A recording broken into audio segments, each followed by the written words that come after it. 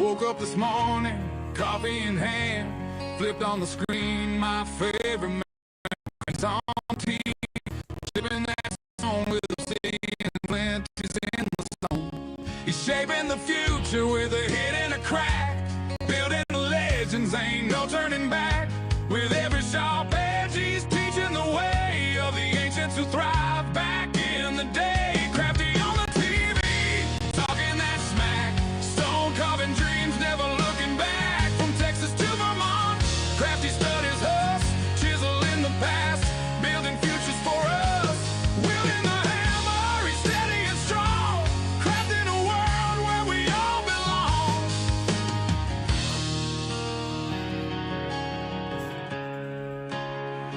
Underneath those layers of dust and grit finds the magic every little bit. A sculptor of stories buried in the ground, each piece he uncovers wisdom abound. With every collision, the sparks start to fly. As the old world awakens, we question why. He's digging deeper where the shadows play, reviving old crafts that could fade away. Crafty on the TV, talking that smack, stone carving dreams, never looking back. From Texas to Vermont, Crafty studies us, chiseling the past, building futures for us. Wielding the hammer, he's steady and strong, crafting a world where we all belong.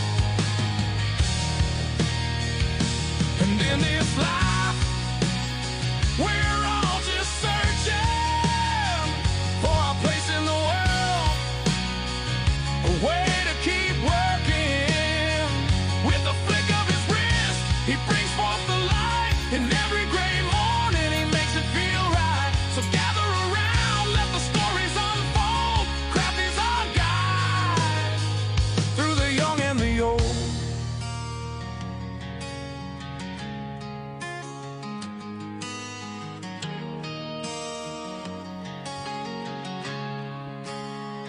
With the sun rising high and the day moving on, Crafty carves dreams till the light is all gone. He's shaping the future one chip at a time.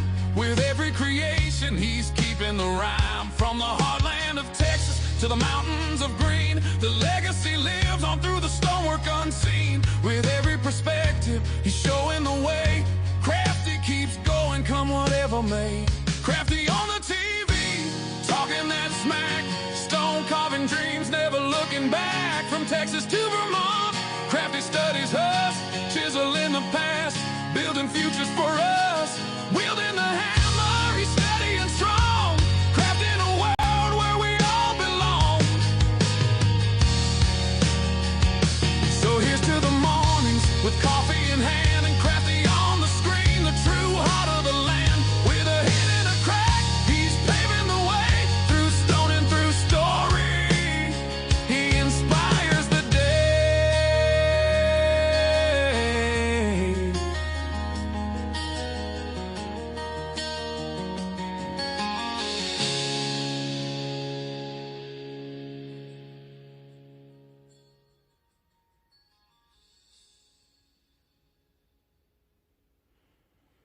Hello, hello.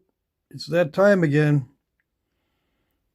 You guys remember that Saturday and Sunday's Natural Tools, right?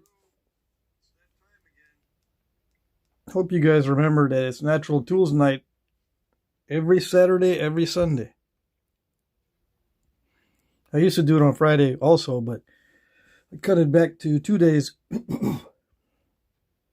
So mainly this is for my practice sessions. I need to get back into doing natural tools, and I'll start posting more on the Allergic Hobbit channel. Okay, so let's see. Why am I not able to see the chat? I want to see who's here. Let me see. Okay, let's see who is here. Aaron Estes is the first one. Then Chris Cox is here. Mr. Jim, good evening. Marty Wybe is here early. Alan Cole, Scott Goldsberry, Stoneface, yay. Tommy Taylor, Amber Clark says hi. Let's see. Mac Bales is here. Howdy, howdy. Alan Young. Bill Taylor is here.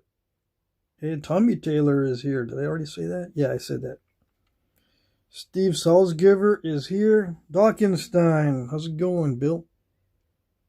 Moana Mason. Hey, hey. Let's see. Natural Tools. Yeah, every Saturday and Sunday. Probably from now on. I'm saying it's practice now, but I'll probably continue to do it. And, yeah, it gives me an excuse to practice. Jesse is here. Who did I miss? Red Lemur says hi, or waves hi.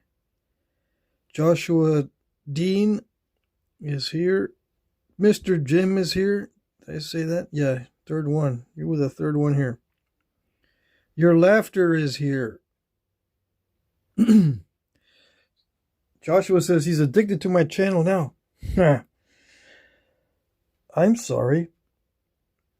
Let's see. Jesse says, I bought a little screen mirror device on Amazon so I can see what my new phone camera has, and I can use it like a remote control for my phone, hoping it will improve my filming.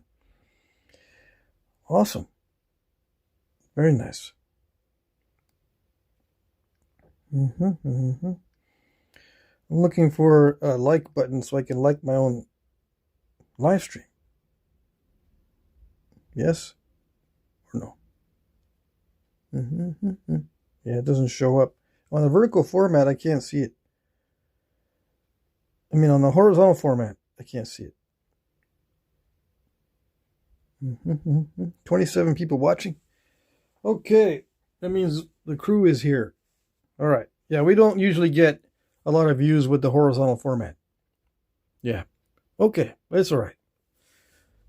It's for us to nap and them to find out. No one wants to, I guess, to see how it's done with the natural tools, I guess. I don't know. The vertical format's more important than the knowledge, right? For them, anyway. They don't see vertical format, they don't like it. Okay, so I'm gonna do some work on the obsidian from yesterday. But I want to see what this is here. I got this from Drew's Concrete. I'm thinking this is from Drew. So I'm going to break into it and see if it's good stuff. If it's not really that great, I won't mess with it. It looks like it's nice chert, so let's hope it is.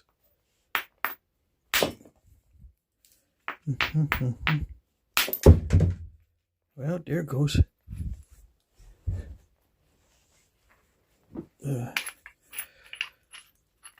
I held on to the bottom part. That one broke pretty good. Let's see if I can get another big piece out of this. A big piece? Yeah, a big piece. What kind of chert is it? I don't know, Texas Ranch Rock chert from probably Harper, Texas.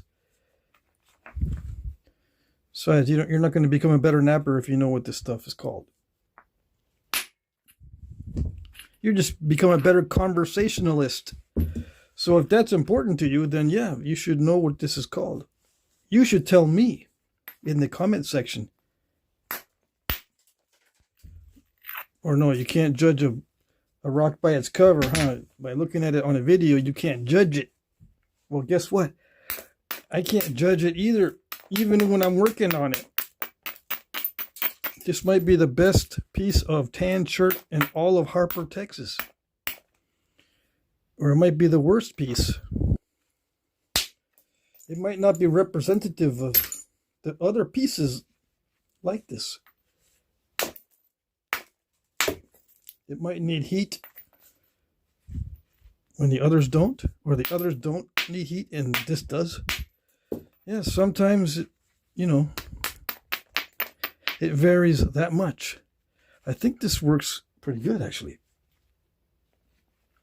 Yeah, nice change of pace. It's much tougher than the obsidian, but feels like a nice change of pace. Yeah. What's the secret to knapping this stuff? Lots of practice. I can tell you all kinds of little things that I do, but most of the time people think that I knap weirdly, so they don't listen to what I say anyway.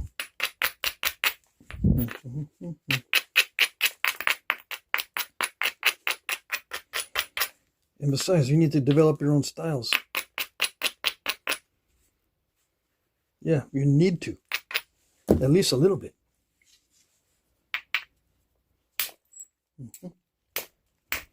So yeah, it's pretty quiet tonight. The fan is off. The weather is nice and cool tonight. I think a little cool front blew in and we had rain and stuff a little bit yesterday. It was very humid. Today was a perfect weather day. There was not much smoke in the air either. No, this is not gonna work. All right, let's get another hammerstone. How about this one? No, I need a heavier hammerstone. I guess we'll use a bigger one again to get a big chunk off of this. Yes, no. That's just smashing it. Of course, it's a perfect edge, but it just smashed it to pieces. Yeah, that was perfect for the hammerstone. Okay.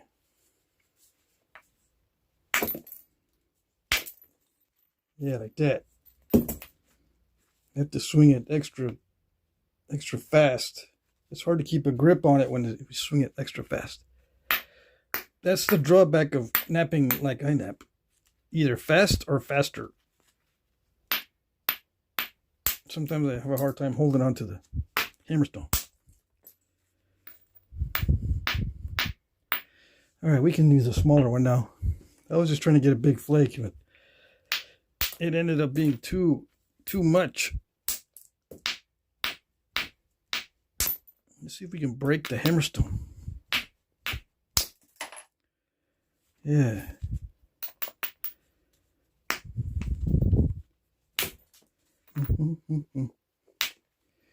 Yeah, we're breaking the hammerstone. So there's another one in here. Right. Yes. Somewhere. It's bigger. This one's bigger. Yeah. Let's see if this one works. That's a bummer. Stack. That's called a stack.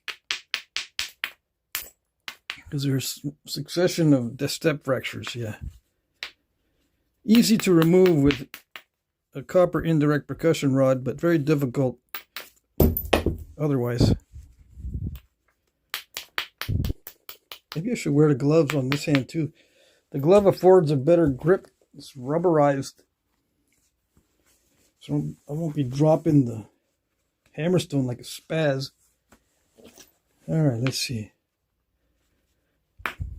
Yeah, I have a better grip now. That's probably why I dropped it. I'm used to having a better grip on the stuff when I'm wearing a glove. Yes. Yeah, I guess so.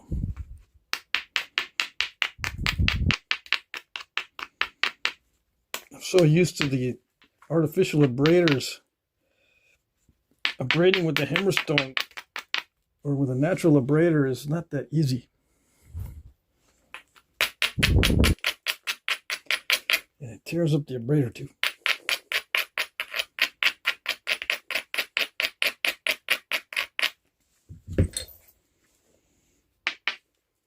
I don't know. Either hit hard or harder. It's fast or faster.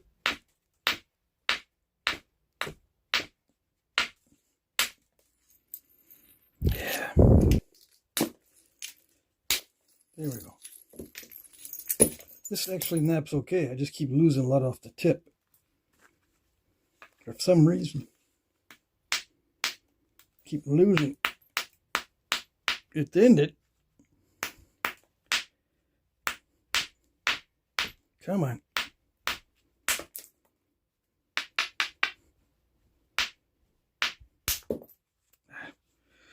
Yeah, that's the thing about natural tools. It's murder on these edges.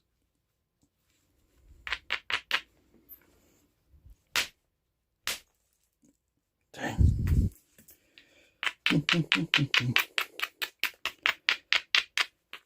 Let's just take a bopper and get it over with.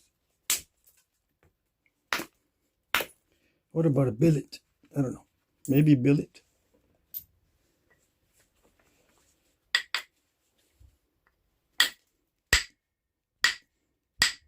It's not doing anything.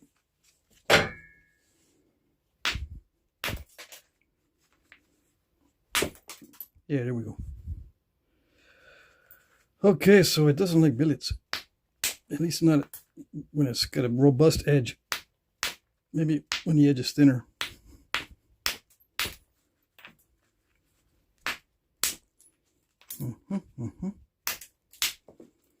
Yeah. So we still have a stack. It's funny how it tends to remain. It's like momentum. Once you have a stack, it wants to remain a stack.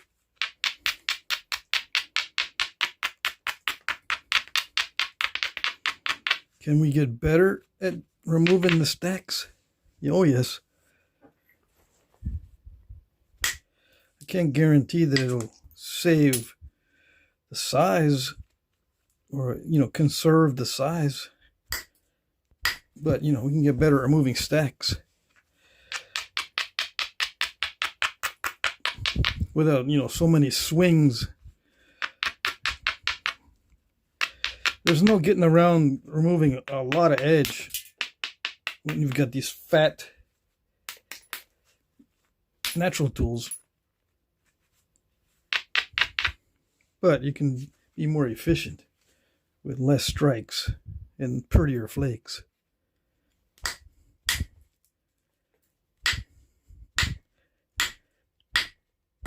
Okay, let's see. Get a bigger one. See, if I was doing this on my leg, I'd be hitting my leg really, really hard because this requires a lot of follow through. And a lot of guys don't like to nap these smaller pieces with natural tools because they do this, they wobble. A bigger piece is easier to do this with. Yeah, they should focus on making smaller points with their natural tools, just like the natives did. Yeah, like that.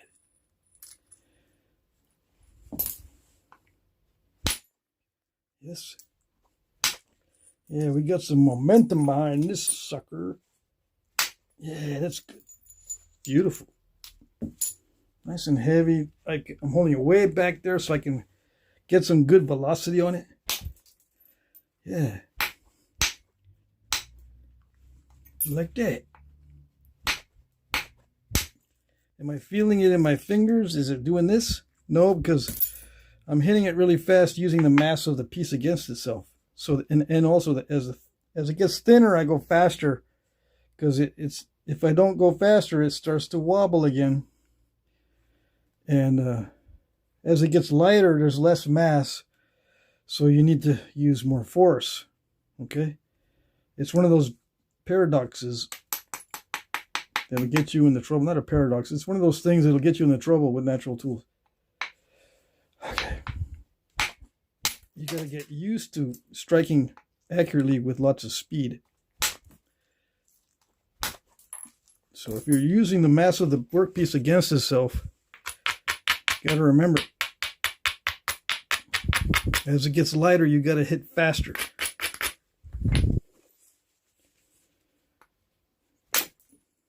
Yeah, because it's got to resist the strike.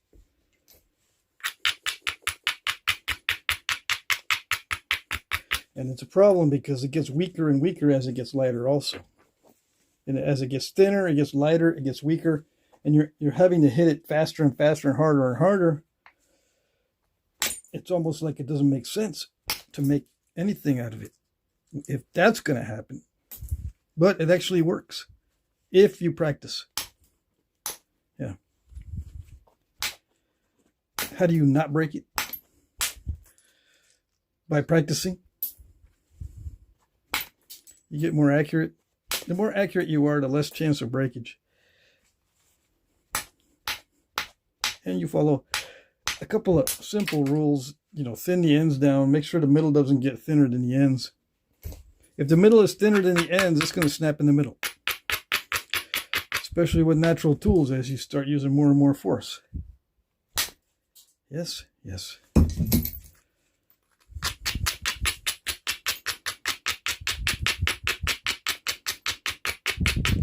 You have to nap this way? No, you can nap bigger pieces and not suffer so much.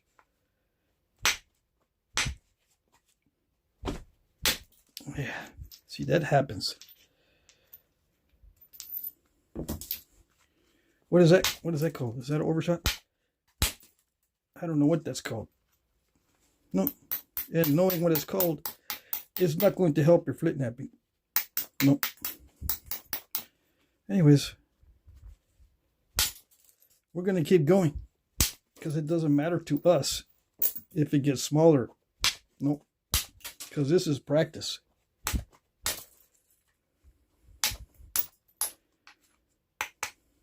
Okay. Besides, this is easier to manage. People don't like when I say that. But we still got some good spalls. I'm going to tackle this with copper tools. It'll be nice, it'll be fun, and it will work better.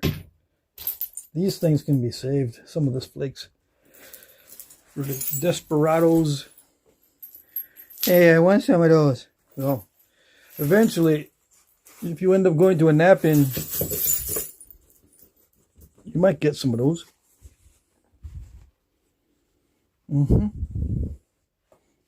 Climb out of your shell, all you hermit crabs.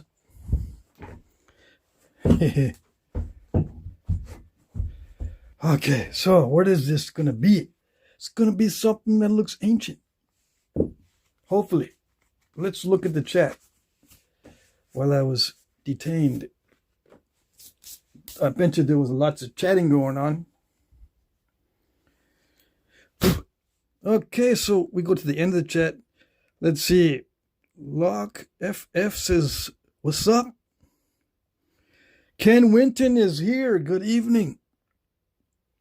Long time no see. Let's see. Mike Mason. Jesse Garcia is here. Hey. All right. Who else is here? Mike Mason says he's got a video uploading. I see. Pete Peterson. Hey, no tools, man. Bones, rocks, and sticks, antlers. Yeah. What's so funny? Isn't that what everyone wants to see? Come on. Everyone wants to see these stones, bones, and antlers. No? Dang. Jeremy's here. Attorney Bailey. What's up? Greetings. All right, let's see here. Sam Folks is here. Stoneface. Mikey, did you see the garden post? Let's see. Whose garden post? Let's see. I posted my backyard stuff. Some of what's going on in my backyard. Hey, Jesse, $10 super chat. Thank you. Looking forward to more allergic hopping videos. Yeah, they're coming up soon. I gotta do some before I go on my trip. I'm trying to figure out a way to be better at uploading videos when I'm on my trips. I'll be going on a trip in October to a nap-in Texas. Heart of Texas nap-in. We don't know the dates yet, or I don't know the dates yet. So I'm going to be there, and probably part of November as well, doing other stuff. I need to figure out how to upload videos on the road when reception is crappy. Can I make another Hell Gap? I suppose so. Why does YouTube punish the horizontal format? I've never understood that. It's because people are allergic to it. Yeah. YouTube doesn't punish it, just people don't like it. They don't like this horizontal stuff because they think it's lame. They're watching their TikToks, right? And they don't want to go like this. No, I watch my TikToks like this. I'm going to keep it like this. I've even got a stand. It's vertical stand for my phone, and I sleep or I try to go to sleep with it. It's got a stand and everything. I don't even have to touch it. It just automatically goes. So since I don't touch it, I don't want to do that. Have you seen those phone stands that people use? They don't even need to touch their phone. All right, let's see who else is here.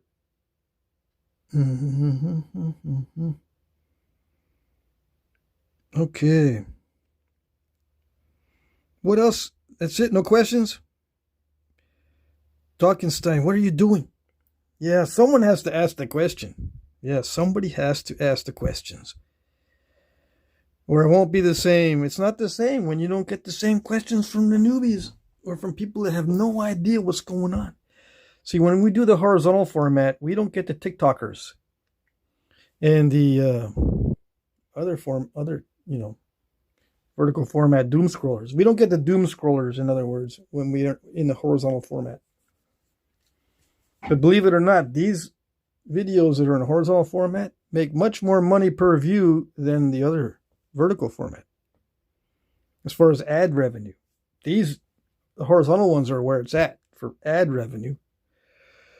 Yeah. Of course, I only get like 500 or 600 views, so I might get like 25 cents. But if there's like 10,000 views, I think it's $30 for 10,000 views on a horizontal. The way, everyone's kind of different, but what I get is about that much. But I rarely get 10,000 views now on a horizontal. Let's see. Especially not on the live stream. All right, let's see. What are we going to do? We're going to get this down. See, we're going to biface it down. See, I got this biface. I'm going to put notches in it a little bit later. But right now, I'm going to try to get a little biface out of this. Yeah, this is pretty good. I don't know if it's not heat treated. It's raw Texas chert. Yeah, I like this stuff. There's a lot of artifacts made of stuff very similar to this. It's not waxy, but it's still good. Yeah, it's a little bit dry, right, and kind of crunchy. It's not creamy. It's not nice napping. You saw how it naps. It takes a lot of force. It's probably going to get kind of crunchy like this once I get it thinner. All right, so we're going to try it out anyways. Yeah, that's what we do on the natural tool nights. We try and try and try. There is no do. Okay? The only thing that's certain is making a mess, like that mess over there. That's the only thing certain with natural tools. There will be a mess. Oh, yeah. So, to get ready for the indirect percussion, I got to abrade the edges a lot. We're going to focus the force. See, when I was hitting before, the force is spread out over a large area when I hit. Now, you can isolate the edge, portions of the edge, so that you can hit those portions of the edge. But when I do that, it just smashes it all to pieces. So I find that it's stronger just to leave the edge in an opportunistic state. Just wipe out the delicate areas, and whatever's left is your targets.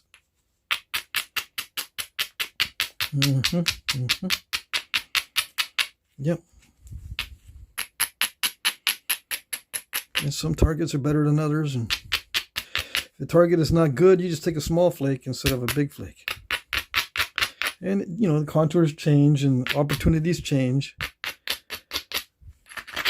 But when it starts getting really thin, you have to make your opportunities. So you have to shape the edge more carefully as it gets thinner, because you have to plan each flake. You don't have room to make mistakes. Like in this stage right now, I have room to make mistakes.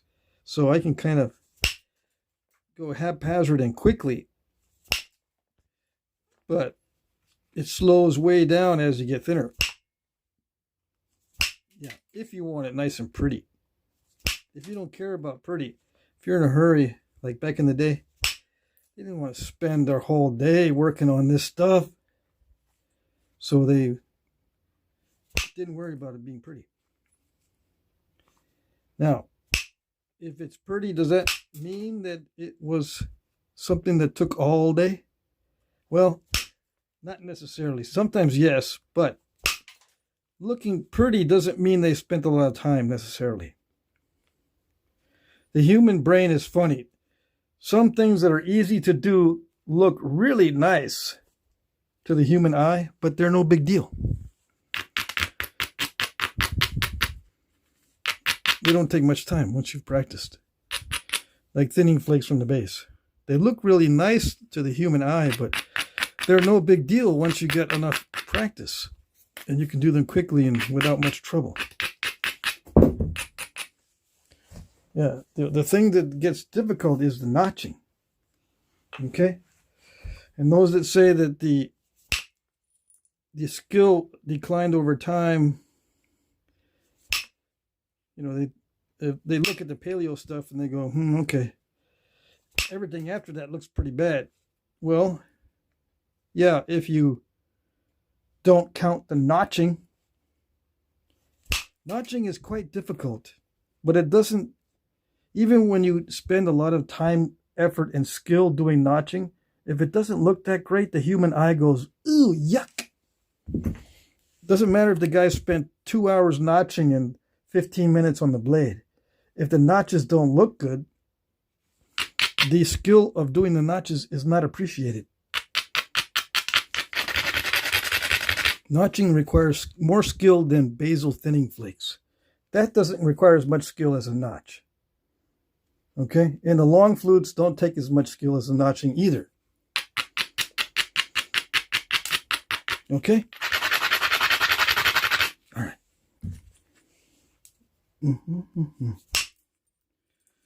Let's see. Let me try to get this thin down a little bit on the ends. I'm getting a little too carried away in the middle. So notching advanced pretty fast, actually, after the paleo period. If you look at the end dice points, they are early archaic. So the skill level was continued to increase after Clovis. It did not decline. Unless you ignore notching. If you ignore notching, then yeah, it looks like it declined. Looks. But people were using much more difficult stones to make points out of, which requires more skill. People were doing more notching, which requires more skill. People were doing matched sets of very particular styles. They were making things to spec, which requires more skill. The skill actually increased. I don't care what anybody says. Okay, they might look prettier in the paleo period, but looks does not reflect skill. Not necessarily. Okay, sometimes it does. There are exceptions. Yeah, you can kind of tell when there may have been a lack of skill in doing something. Of course, you can kind of tell, but you don't know for sure. Could be an expert that was in a hurry, or that particular stone was really nasty. It might look like it napped well, but it was nasty stone. It just looks like some of the good stuff that was being used, so they assumed that's not a very good skillful napper, because that material is usually really good. Usually, yes. Sometimes no. And sometimes completely different stones can look the same, but the completely different characteristics in the material can resemble other stones. So what you think was nap may not have been that type of stone. Okay, all right. Let me take a drink of water. I'm already losing my voice.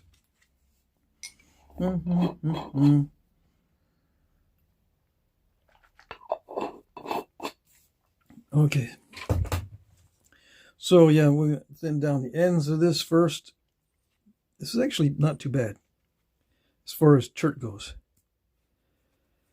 It's it might look like it's similar to Keokuk, on the video. Keokuk naps easier than this. Raw Keokuk might be similar to this. I think this may be napping similar to raw Keokuk.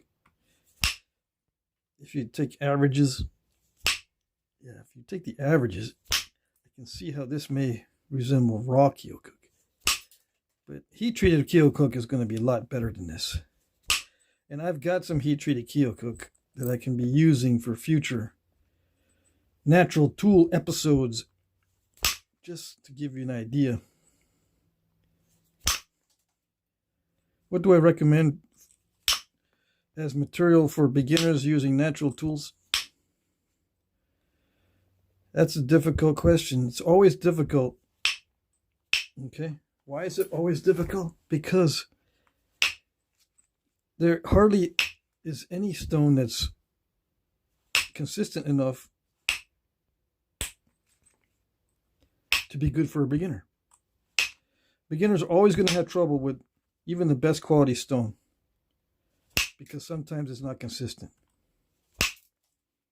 Yeah. So yeah, the best stone is consistent stone. And is, in general, obsidian seems to be more consistent than the cherts and flints. So a lot of guys start out with obsidian, which is fine. But some guys get tired of obsidian right away, or they're just allergic to it, so they don't like it. They start sneezing, coughing, and hacking and spitting, and get their eyes turn all red, and they're just allergic to it. So they want the best chert or flint. What's the best chert or flint? Probably this kind of stuff. Something that naps well, but you got to experiment with it. Because I didn't expect it to nap well. This looks very similar to stuff that naps like crud. Let's see, because I got another piece here. I'm not sure. This might nap well also. Let me see what this is. This is from the same batch from Drew. Is it going to be the same stuff? Similar, maybe? This is more brittle. I can tell already. It doesn't have ripples in it. See that? So it's a little bit tougher. If it's kind of ripply, but it looks very similar. This was not that ripply either, but it's more ripply than this stuff. It's similar. Yeah, these two pieces are similar. Well, I'm glad I ended up with this piece, because I'm not in the mood. I'm in no mood to fight with the stone tonight. I've been doing a lot of napping today. Oh yes. But making mostly bifaces, I'm going to have to rush tomorrow to get something notched and sharpened for the auction. Yes, yes. Yeah, this is not bad. I would recommend this to a beginner, but you have to experiment. Like, see those that look similar to that, but this one over here is not going to be as nice as this stuff. Amoeba chert naps similar to this sometimes, but you know, it's the amoeba chert's a mixed bag also.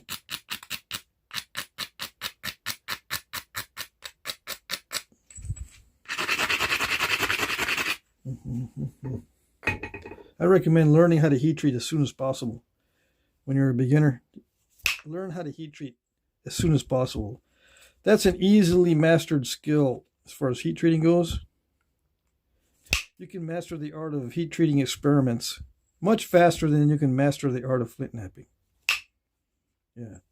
So I recommend beginners figure out the heat treat stuff early, so that if they have trouble with a rock, they can heat it. It may or may not respond to the heat, but at least you have the knowledge, and sometimes it works really well. And then it'll save your skin, it'll save your life, and you'll say, I am so thankful now that life is not such a misery. Yeah, you will say that. You will start appreciating life. Yep. Oh, yes. I like it when it fans out and it doesn't terminate stupidly. Yeah. Sometimes the rock doesn't know. I mean, you gotta, it's kind of stupid. The rock is kind of stupid. It doesn't know. It doesn't know that it shouldn't be all weird on the terminations. Okay. But if it does terminate weirdly, it's not its fault. It's nobody's fault. I'm just glad it didn't do it. Yeah. I'm glad this rock's not that stupid.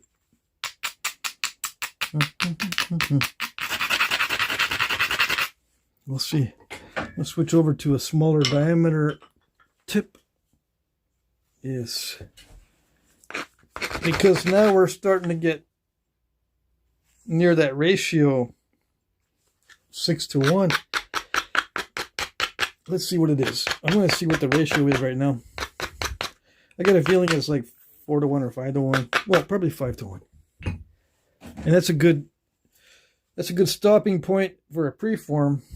Put it to the side, make another one, you know, make a bunch of preforms. Anyways, 3 inches, that's the perfect size. You know that most Clovises are around 3 inches long? Oh, yes. All right, so 35 divided by, what is it? Mm-mm-mm-hmm. 7 is perfect. It's 5:1. Perfect. 35 divided by 7 is 5. 5:1. How did I guess? I don't know. I've been doing this a while. I've been napping for a while.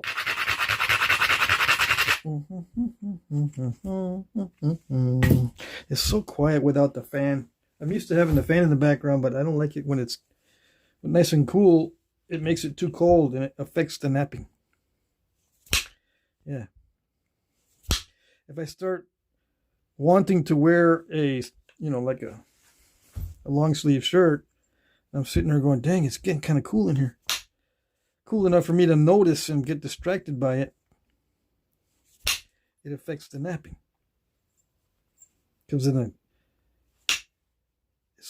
it's the physical discomforts a lot of times will affect the napping. Yeah, that's what I wanted. I wanted to get rid of that little flakery area without a step fracture. How do you not get step fractures? Well, the easy answer is just don't ask the flake to do too much. That's how you don't get step fractures. Don't make the flake do too much. You're asking the flake to do too much if you're starting to get step fractures. Either that or you're backing off too much. It's either you're backing off too much or you're asking too much. It's got to be that happy medium or the Goldilocks zone or whatever you want to call it. Sweet zone. Yeah.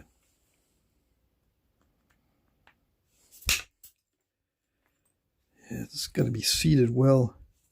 Natural tools, you have to seat them a little bit more intensely than the copper tools.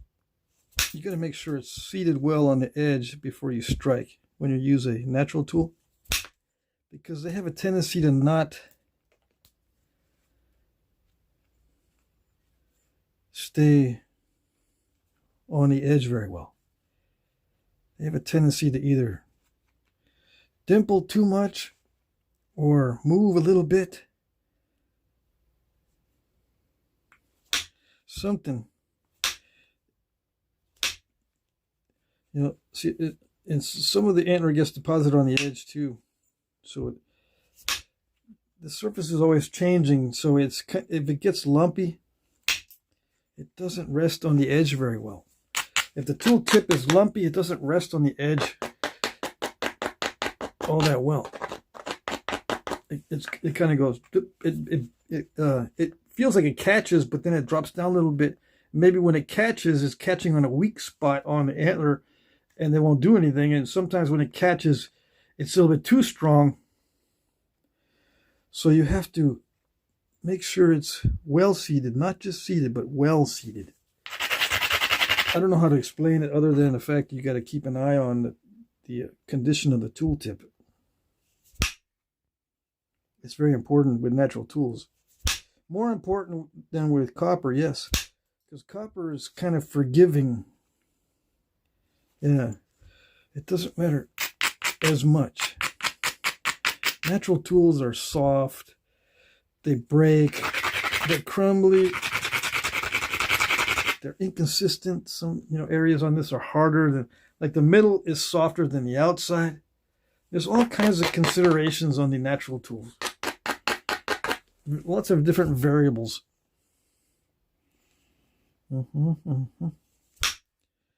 Okay, come on. It's getting thin, so I gotta stay in that sweet zone. If I start hitting too hard, if I start losing my temper, I could break it.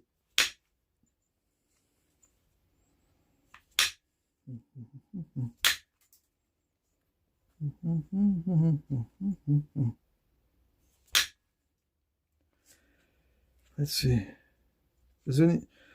Sometimes I give people this quiz that they, when they think they know about paleo, I ask them, what's the most common animal remains associated with Clovis and other paleo artifacts? What's the most common animal remains associated with Clovis in all areas of the U.S.? Yep, there's a most common animal associated with Clovis in all areas of the United States. It's not the obvious one. It's not what everyone thinks. It's white-tailed deer. How big of a Clovis do you need to kill a white-tailed deer? If it was a projectile point. Not very big. Yeah. And you can look it up. You don't need to take my word for it.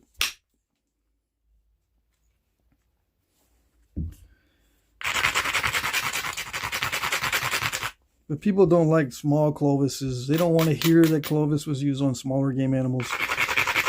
They want to say, oh, they're big game hunters. Big game hunters. So what if whitetail was the most common animal remains? They were big game hunters. Yeah. Sure. People get weird when it comes to paleo stuff. Yeah. Just like they get weird around money, people get weird around paleo stuff. It has a weird effect on people's brains. As soon as you bring paleo into the equation, it's like you just walked in with a big sack of money. They get weird. Everyone's fixated on the big sack of money. Everyone's fixated on paleo.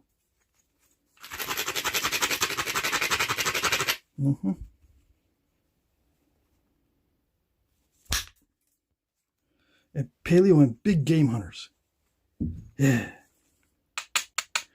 And if you got a big sack of money, they think you stole it. Who'd you steal that from?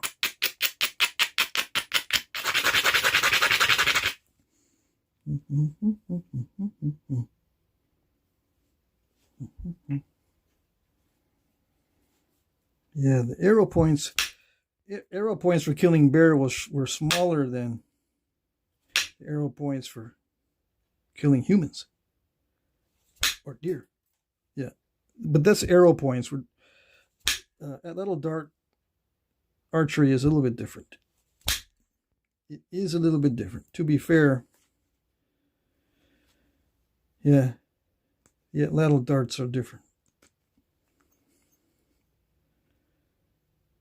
When I went to Chichen Itza, I saw sculptures of warriors with that little darts. And their dart tips were very big in the illustrations, but I don't know if that means anything.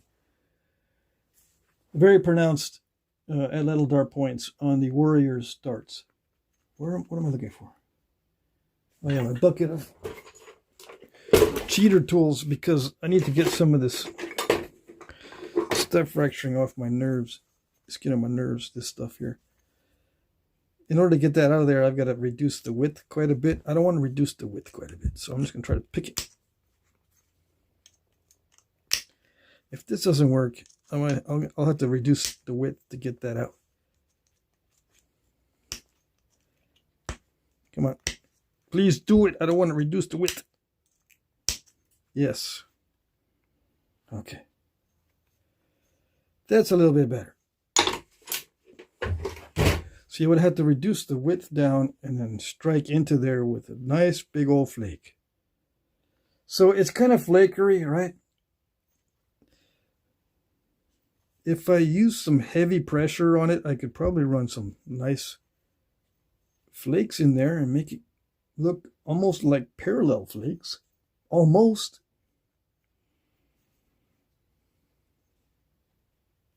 I haven't tried pressure on this yet.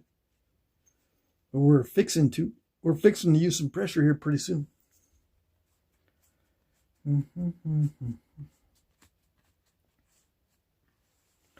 Mr. Jim says we're especially fixated on paleo every Tuesday night. Somebody wanted me to make a agate basin, or right? Was that you, Jim? Wanted me to make an agate basin or whatever it was called? The easy peasy ones. The agate basins are not difficult, relatively speaking. I made some new knife handles, so let me see if this fits in the knife handle. I made another design. This is my other design that I like to do. Okay, it works. See, and I can put in a contracting stem if I want to. Yeah. So there's different notching for this than this. These are two different styles of handles. Let's see. Yeah, one little tiny one. That's two. Let's see if I can. Do I have a point that I can put in there? Kind of, sort of. Yeah. See, I can. There's another way to do this, especially if you want a little knife. If if the stem is wider, you don't have to have that tapered foreshaft in the front. You can have it expanding like this. See, this one is tapered, right? But there's one, you can do either one, tapered like that or expanding handles. So I might make some notches on the obsidian to match this handle, because I like the way that looks.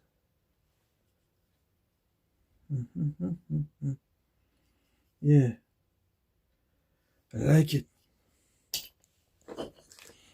These handles are, I toned these down a little bit. I made them less wide. I took them down on the sander, but it's still too wide for that one. I got some other bifaces that I made today.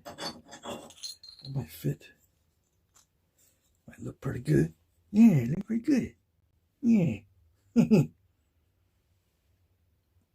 I gotta fix this though. I was making bifaces, and I made a lot of obsidian bifaces. I'll probably just sharpen these up and offer them as a box of bifaces. I don't have time to do the fancy notching on these. Yeah. Let's see. How many bifaces? See, I'm taking a little break because we're gonna go into pressure flaking now. This is just gonna be pressure flaked, and same with this. These are both at the same stage. I forgot to mention. Okay, they're at the stage where pressure flaking is all that's necessary now. Okay, the hardest part of Flintknapping has been done on both of these, so I'm taking a break. We're gonna look at some other bifaces. Yes, we are, because I like looking at them. I'm gonna offer these in the auction, probably as a batch, just sold as a batch of bifaces. Yeah, unless someone can suggest something else. Because you guys probably want them nice and sharp too, right? I can sharpen these up. See, 1, 2, 3, 4, 5, 6, 7. Glass and obsidian. Do I have another one? Well, that one, yeah, but I'm going to sell this one as a finished point. What else? Do I have any other glass ones? I got this one. And I don't know if I did this with natural tools. Probably not. So I can do that. I can sharpen that one up too. So that 1, 2, 3, 4, 5, 6, 7, 8. So I'll probably offer these all together in one batch. Alright, so I put them all together. Let's see. So we got to do pressure flaking on these. Yeah. I would like to do more percussion work just to get bigger, bolder flakes. But I'm going to see how the pressure does. The pressure might actually work pretty good to make some nice long flakes. But I'm hoping. If it doesn't, I'm going to have to take some cosmetic percussion flakes if it starts to get too flakery. Yeah. I don't like it when there's too many flakes. All right. What's in the chat? What did I miss? Scroll down to find it again. What happened to me once? Let's see. I have no idea what text is like that. Why the text is like that? I don't know. Who else is here?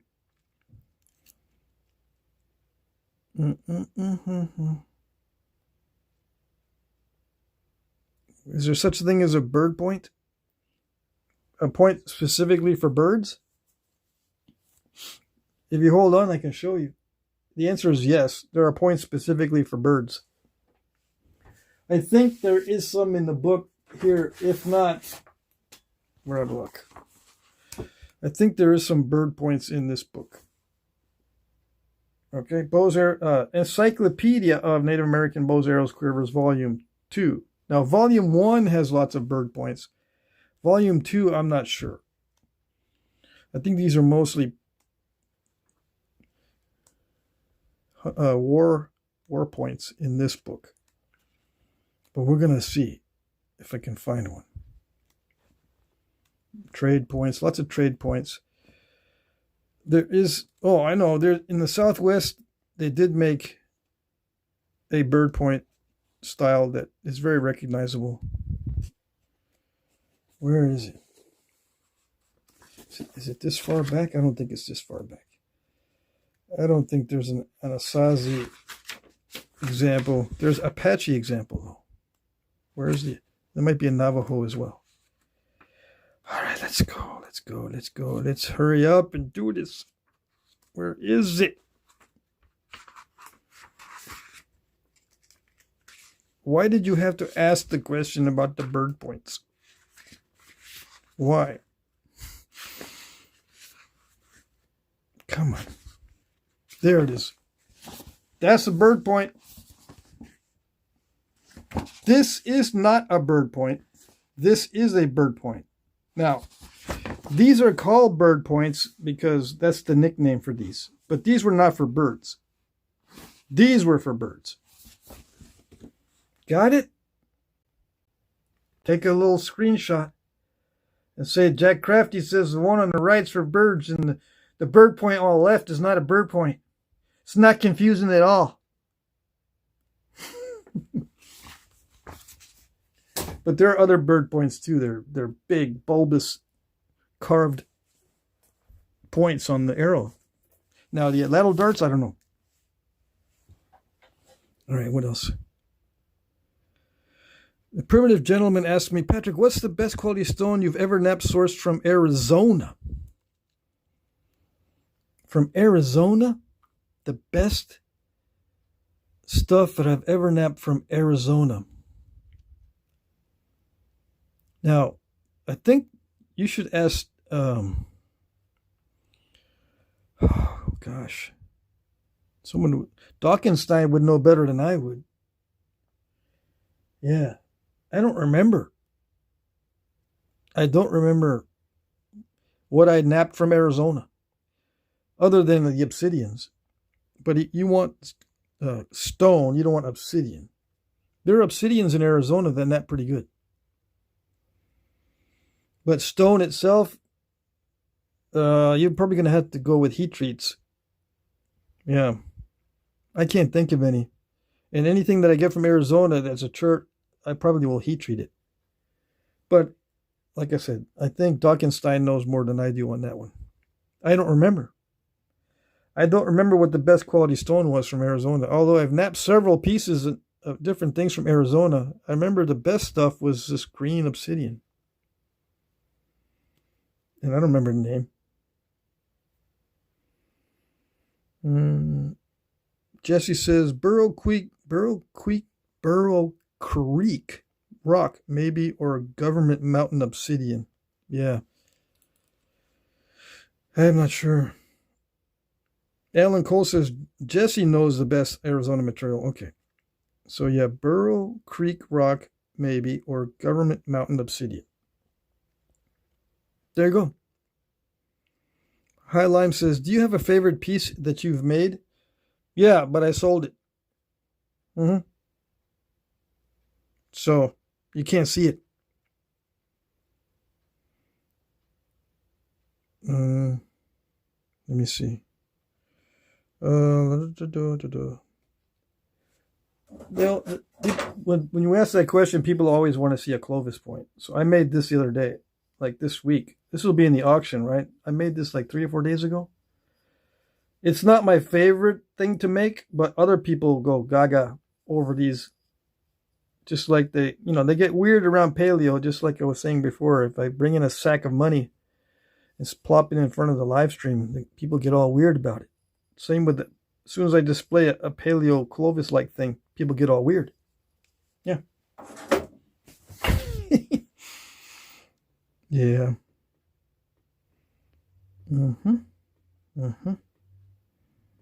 All right, what else we got? Ed Gould says, hello, Patrick. I'm usually watching easier to watch than the chat. I see. Awesome. Well, I do have to take breaks to respond to the chat because there are questions. I mean, I ask people to ask questions. Mike Mason says, I consider the bird point a name that is reflective of the names such as Greenland and Iceland. Okay. I'm not sure what that means.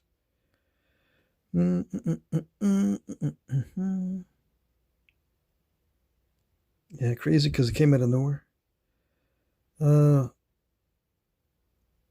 Bird points were for everything. The little points that we nickname bird points are actually true arrow points. Like some people would call this a bird point because it's so small, right? These are for arrows. These are true arrow points. All right. People call these bird points, but I just showed you the points that are made for birds. At least one version. It's got those little cross-hatched little stoppers on the foreshaft so the arrow doesn't go completely through the bird. Because if you're shooting up in the air, you're going to lose your arrows really fast. But if the arrow comes down with the bird, or if the bird's on the ground, you can hit it with the arrow. The bird and the arrow is going to be together. That makes it much easier to go hunting for birds. Jimmy Stone Age says hello. Hello. Who else did I miss? Explore Florida. I did not see your entrance. Pete Peterson's here. Hey, Pat, blow their mind with ironwood flake removal. I don't have ironwood with me right now. Do I?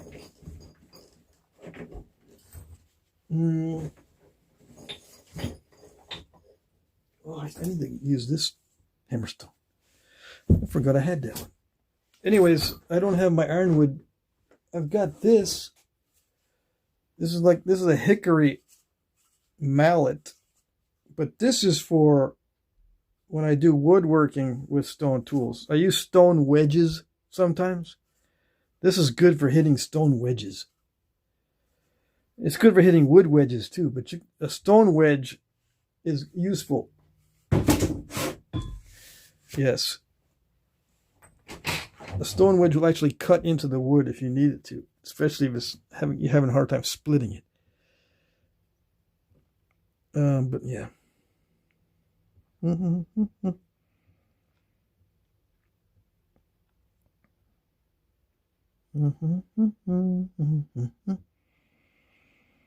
Let's see. What else? Red-Eyed Patriot's here. Hey, Michael. What? I had another anonymous package come yesterday. $500 to $600 worth of knives. It just blows my mind. I wish I knew for sure who sent them so I could thank them. Well, don't look a gift horse in the mouth, that's for sure. I would stay quiet and go, hee hee hee. I'd be sitting in my living room opening that package going, hee hee hee. I wouldn't say nothing. I would check to make sure it's not the neighbor's package. That I would do. Let's see. Good for hitting too, not just stone wedges. Hitting people. Yeah, this is a good club.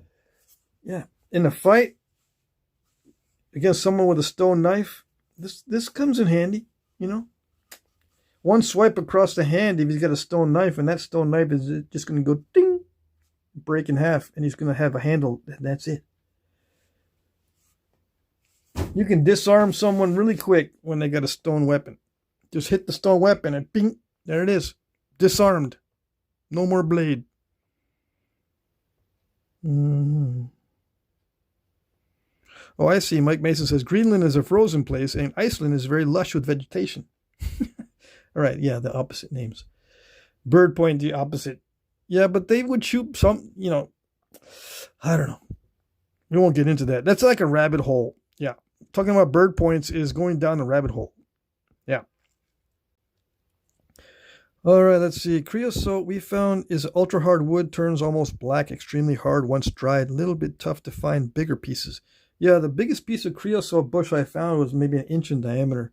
But there used to be some big ones growing in the desert, but I guess people cut them down and use the wood because it's so tough. Let's see.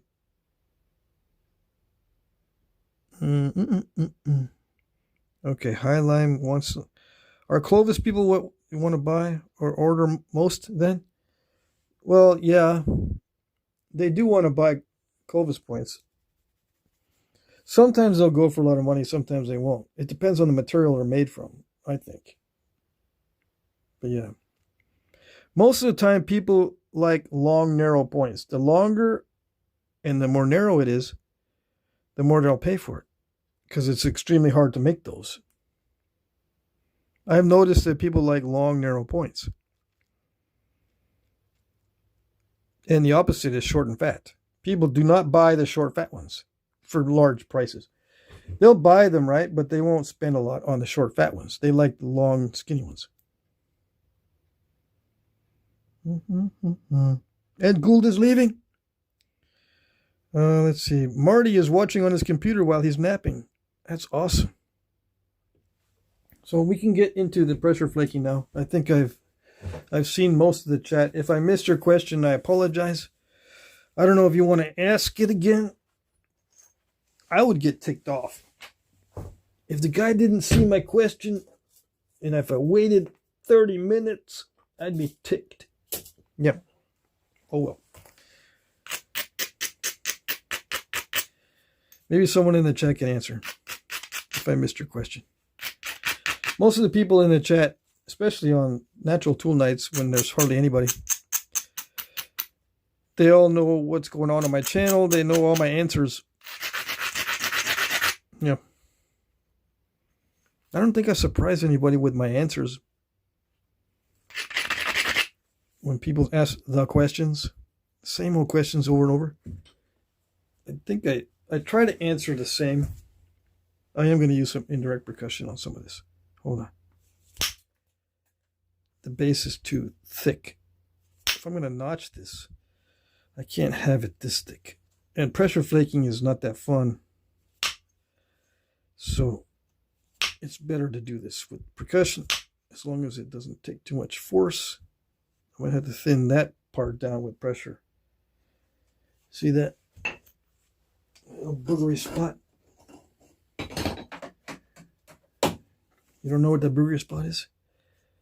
Right there. That. Right there. That spot right there. I call it a boogery spot because it's hard to get to. See that lump right there? Now, if I start hitting on that with percussion, I'm risking snapping it somewhere in the middle. Yeah, especially it's a little bit weaker right there. See that? It starts to go down inward, and it right there is kind of weak, and then it gets fatter here. So if it's fatter here than here, we're risking it if we start banging on the end. Do not bang on the end. No.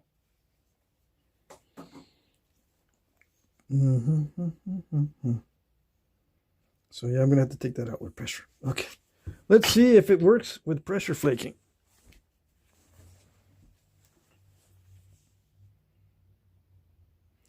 Let's see. If Patrick doesn't answer my question, I turn to internet culture and become a pest. Yeah. Yep, that's the drawback. Yeah. You can always go to internet culture to get your answers, and they'll often tell you what you want to hear. Yes, indeed. Those answers are much nicer over there as far as what people want to hear. They don't want to hear my answers. No. They don't like them. They go, bro, come on. It can't be. Thousands of internet bros can't be wrong. You don't think so? That's the danger of social media. People regurgitate things that they should not be regurgitating, just so they can look smart as part of the conversation. The internet bros. But they don't look that smart. I hate to tell you. Yeah. I call them regurgitarians. Yeah. Don't be a regurgitarian. When I was in college, they taught us how to be regurgitarians and appeal to authority. Okay? Who's the authority in this? Who's the authority in that? And repeat and give credit. Regurgitate and tell where you got it. The source and the regurgitation. That's what they want. So it's not their fault necessarily. The internet people, that's the way the modern education system works. Or doesn't work. Yeah.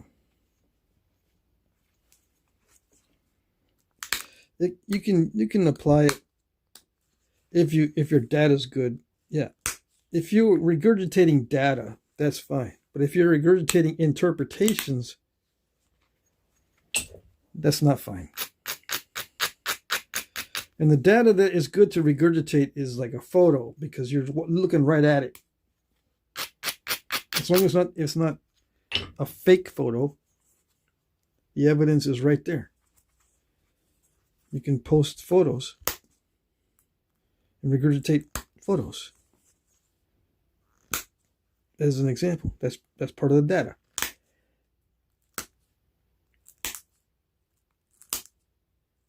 I've looked at thousands of photos online because they don't lie unless they're fake photos, and then you're in trouble. It used to be that there wasn't too many fake photos on the internet back in the day, but now there is. So you got to be more careful these days.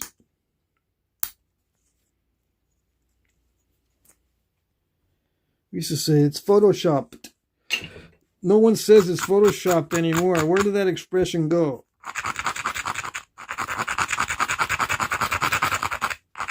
No one says photoshopped anymore. One of those dead expressions. Just like CGI. No one says CGI anymore. So Photoshop and CGI has been replaced with just one generic term called AI. It's ridiculous. AI now comes with a negative connotation. Yeah. I mean, it's probably deserved, well-deserved negative connotation on the AI, but why drop the other terms when they were useful? Yeah.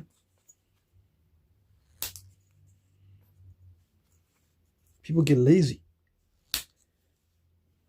Start using words that don't really apply.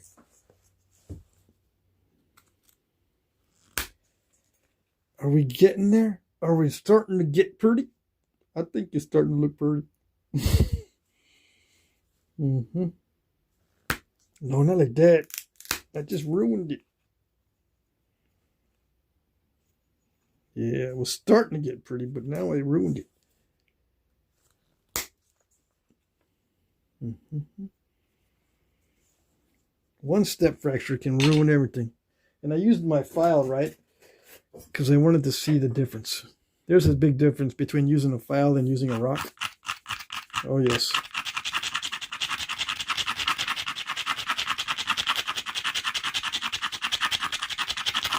This takes forever.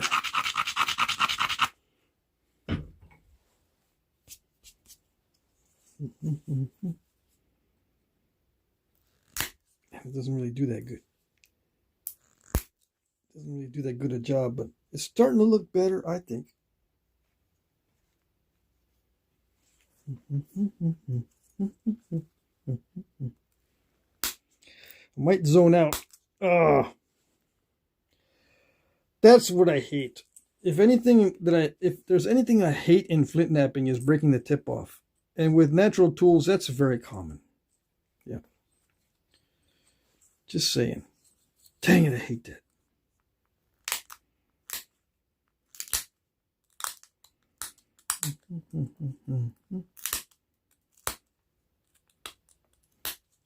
Why is it common? Because it pulls a lot. Yeah, it pulls in the direction you don't want it to pull in. But you can't get away from that. You just got to get used to not pulling so hard. Yeah.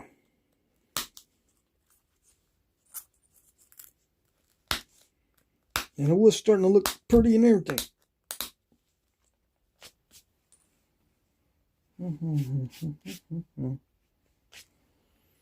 Yeah. Why don't we just leave it like that? Why aren't artifacts all like that? Why? That'd be so much easier.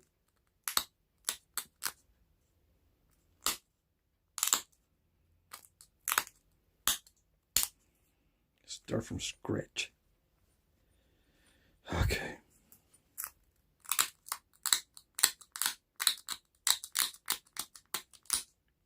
Make the tip thicker.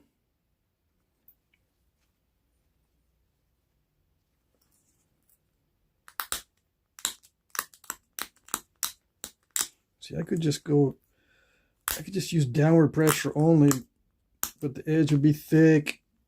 But hey, I could cut some tomatoes and watermelons. Yeah. This will cut tomatoes, watermelons, and macaronis. Cooked macaronis.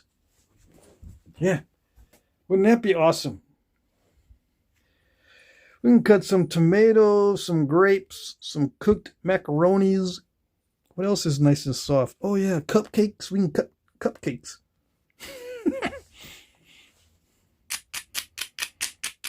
And get 1 million views. Yeah.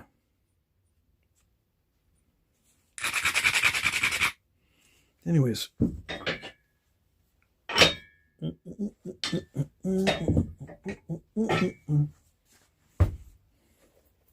right. Let's see what we can do. You gotta thin this down from scratch. Come on. I can also break the tip off doing this, but like I always say, I've broken more tips with pressure than anything else. I don't break the tips off with the indirect percussion as much. I don't know why. Just some weird physics going on.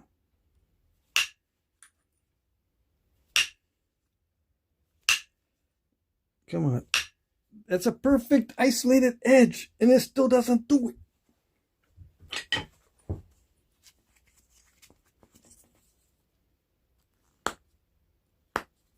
No, still not doing it.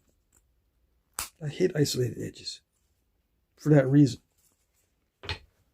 And see, when I flaked it, it just picked it off. I didn't do any long flakes.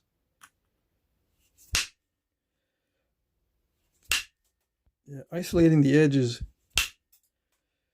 or isolating spots along the edges, they don't do me any good. Sometimes they do. There are exceptions, but usually no. Usually they're just a pain, and they waste material on the edges trying to get something isolated.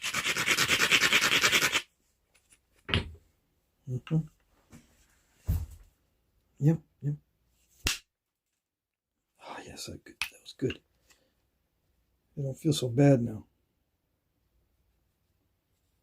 Yeah, okay, so let's see what we can do with the pressure flaking again. Let's try this again. And let's see. Sometimes when it has a little notch in it, it'll pull too much. But this looks like it's nice and smooth, so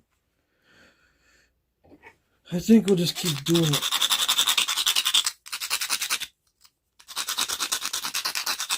And it was drier today, so I think this will nap okay. We'll see.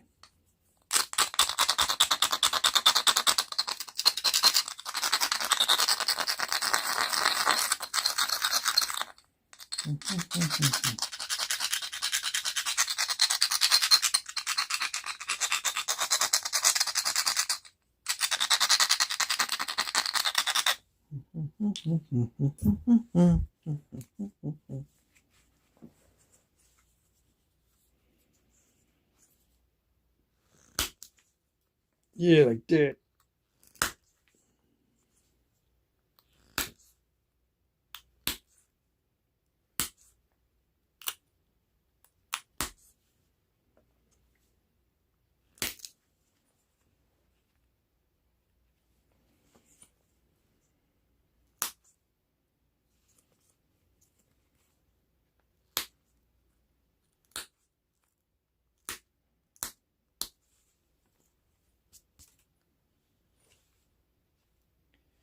Better not have installed a curve just then. I think I went a little too far.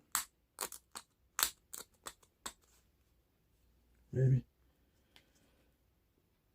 Yeah, I dug in a little bit too much. All right. I'm not going to braid the edge, and we'll see.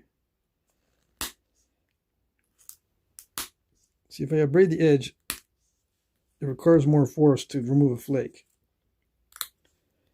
And the more force you use, the bigger the chance of snapping the tip off.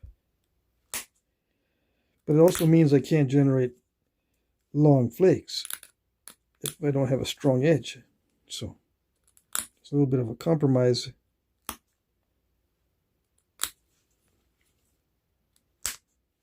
But I'll compromise to get it in a position to not break. As long as it doesn't break.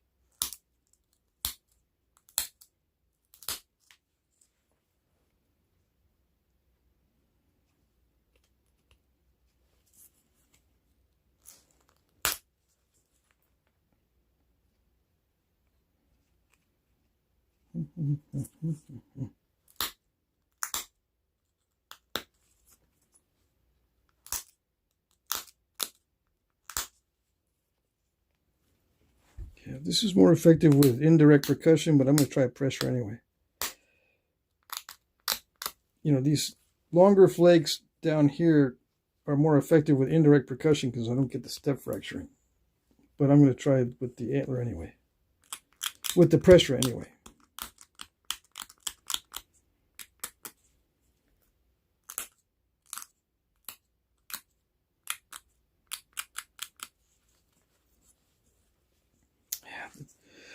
I don't want to abrade it too much, but then I have to abrade it to get a longer flake, so we're going to see. I don't think I'll break the tip off at this stage.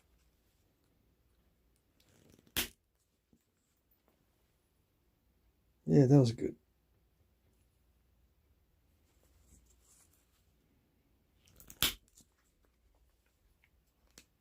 Yeah, okay. Yeah, like that. See, I can't do that up on the top, though. So I just got to do little bitty flakes. Try not to get too excited up here.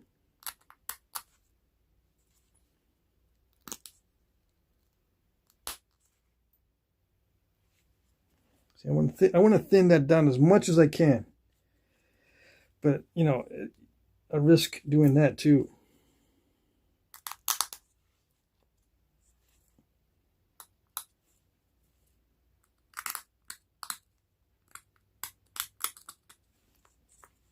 Let's see if I can do the flakes without snapping this silly tip off.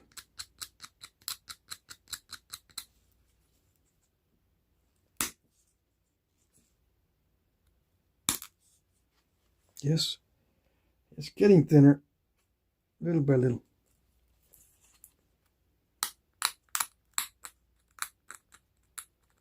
And I can't make this more pointy because this will break.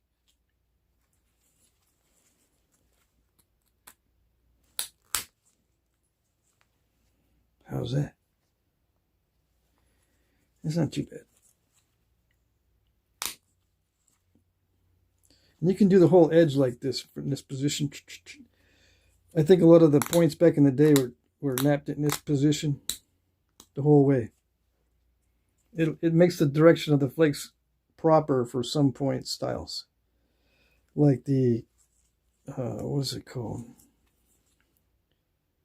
There's a point in Texas that has a spiral look to it.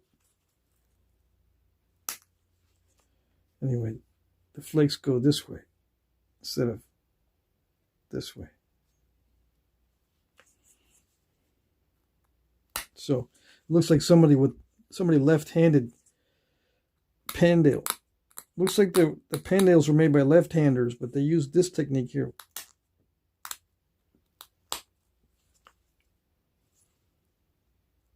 Pushing away from them.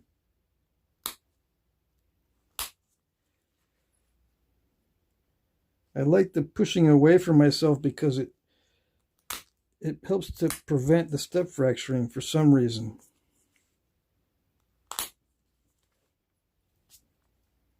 All right, that's thin. That's getting thin. I don't want to push my luck.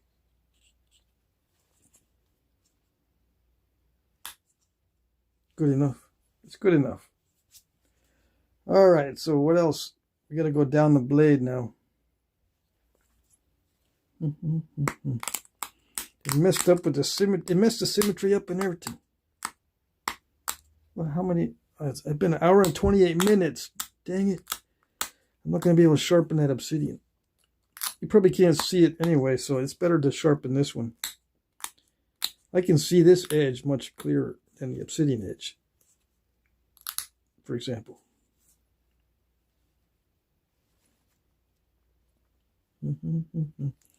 Let's look at the pandale point. Okay, so it's a different mentality. The tip is a different mindset than the rest of the blade. Okay, so now that I've done the tip, I'm going to take a break and look in the book, and I'll finish it up in a minute. Okay, so it's a totally different mindset from now on because I've already got the tip done. All right, so let's see. I'm going to look at pandale, and I'll show you the way the flakes go on pandale. Why? I don't know. I'm just like that. I get distracted. I want to make sure what I said was correct. So there. That's my excuse. M-N-O-P. M. M-N. N. I missed it. Yeah, pandale. Pandale. See how the flakes go this way? That's from holding it like this and napping away from you underneath. Whereas usually we nap the other way, like this. So when we nap our usual way like this, the flakes go this way. See? Let me get this straight here. If we nap like this, right? The flakes go this way. But if we look at the Pandale, wait a second, they're not going this way. They're going this way. Like that. Very important. So I do this. If I do it like this, the flakes go that way. Just like that. See? See? Okay. Well, some smarter guys go, I can still do it like this. I can hold it like this and just push inward like this toward myself, and I can get them to go that way. Yes, I know. But just listen. Okay? Just listen. You're not listening. This is an effective way to nap. Okay? I can generate some good flakes. It bumps up against my hand. So I can generate some power like this. Okay? So just listen.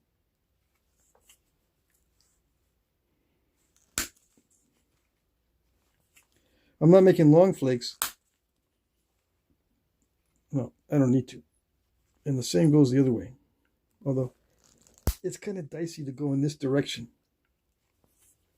toward the tip. Because that can easily remove a tip. So you got to be careful on this side. Okay. I'll show you eventually. With practice, I get better at it. Okay. It didn't do it because I need to figure out a better hand position. I can do it on this side. I'm also afraid to, push this way because it's dicey. But this way toward the base, it's not as dicey. You're not in danger of running a long flake and taking the tip off of the long flake.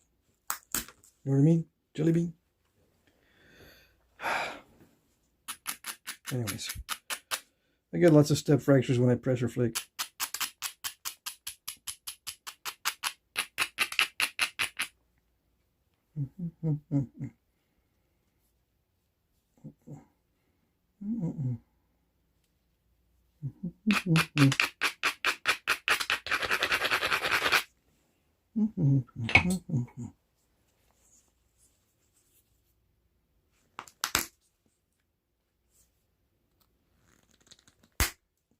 Yeah, that's a good one.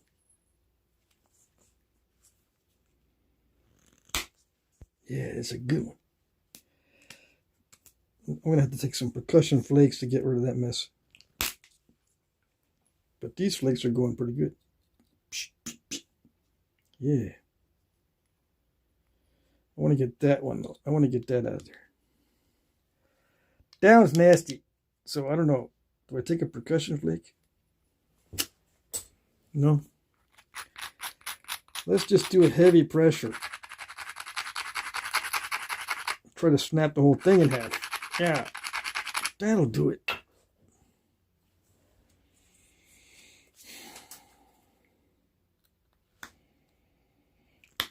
No. You gotta stay in the right spot. Yeah, you might be getting there.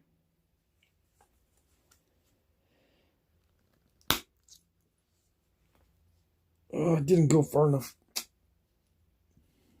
But it looks better, I think. Yeah. As long as I think it looks better, that's all that matters. Yeah.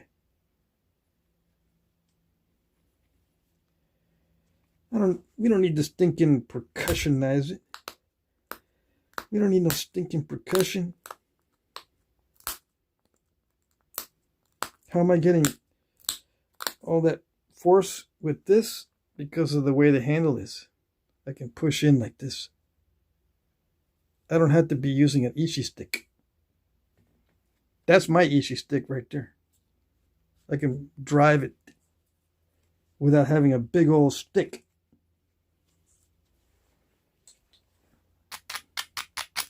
Right? Right.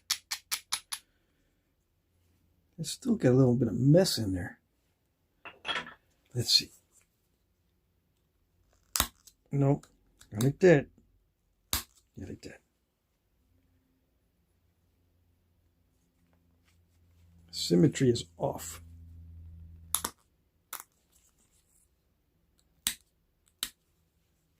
Something happened. Something happened to mess up the symmetry. Did I hit the edge by mistake somehow?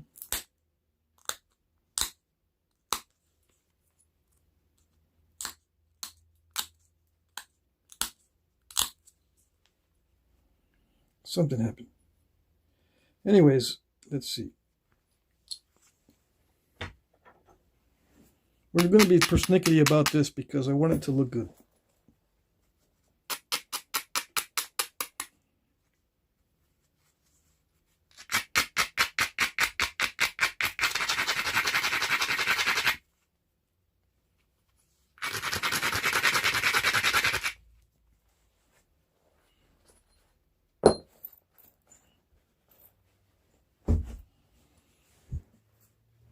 Come on.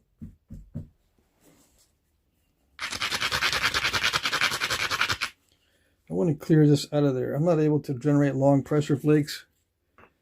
Even if I had a big Ishi stick, I probably couldn't do it. So we're going to do percussion. To make it better at the long pressure flakes. Or, you know, work out some more. I'm going to do this with percussion.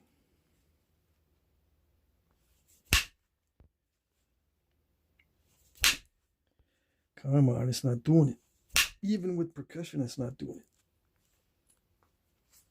It's not reaching.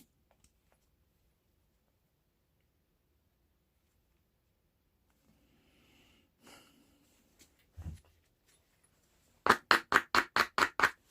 lost the tip on this. Yeah, I remember when this was much sharper. Now it's almost the same diameter as this.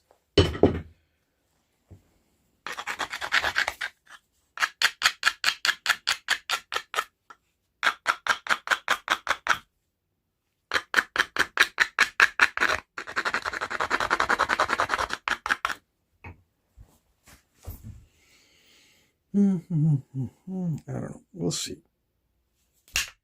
Nope, it slipped. That one didn't do anything except chew on the antler.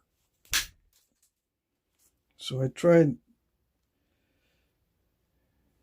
a little bit harder. It's not going to do it.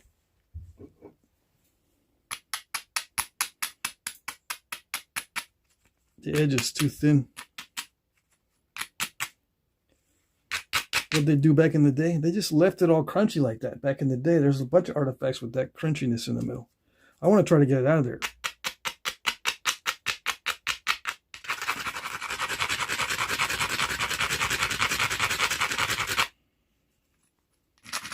I need another writing stone. Let's see, I got some other ones in here. Ellen gave me some of these.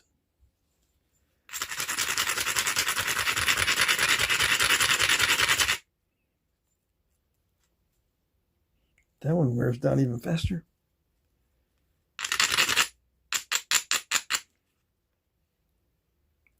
I don't know.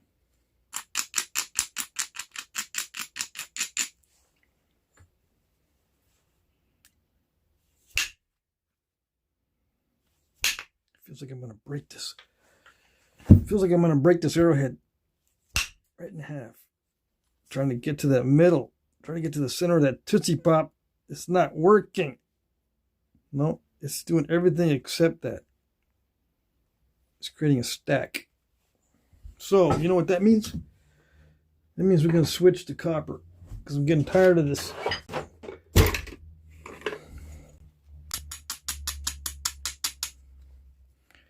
Starting to get on my nerves.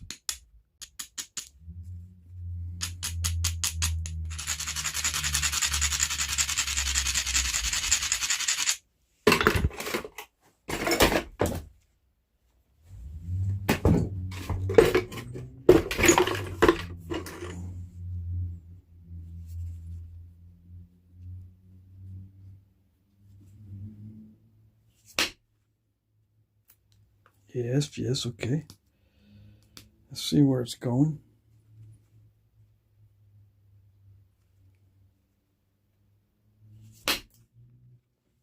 Yes. Let's see how far it goes. I can see how far it wants to go. You might be able to do it.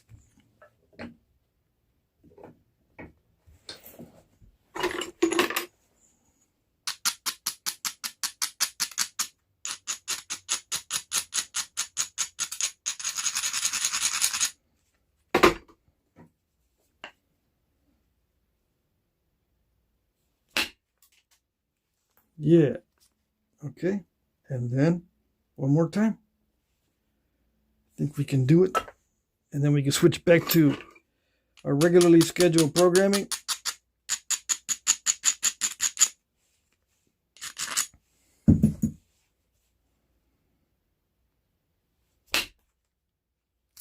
Yeah, like that.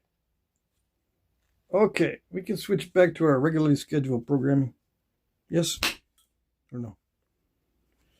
Actually, I don't want to. I don't want to.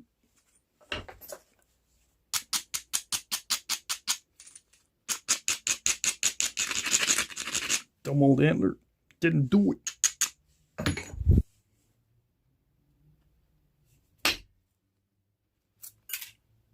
Okay, now we can switch.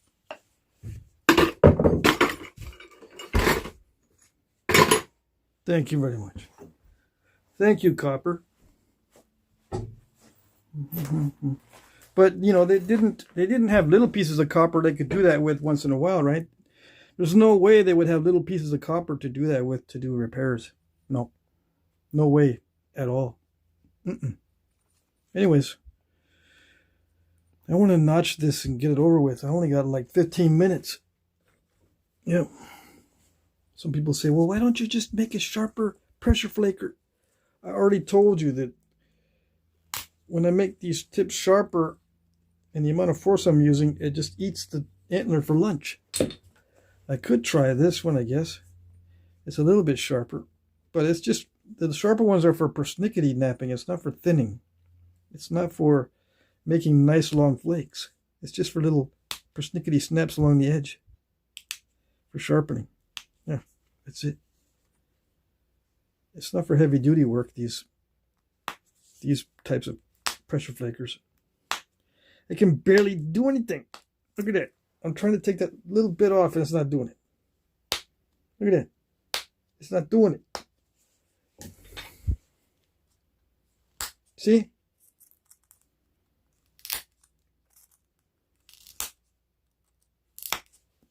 I can't use it, the little baby pressure flakers. This is raw stone. I might be able to use a little baby pressure flakers up near the tip. That might work.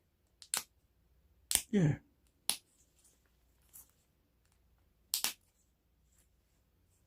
Yeah, make a little persnickety tips. Persnickety tips with the baby pressure flakers. Yeah. No. Yeah, there we go.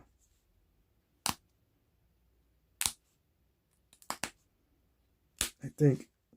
Yes.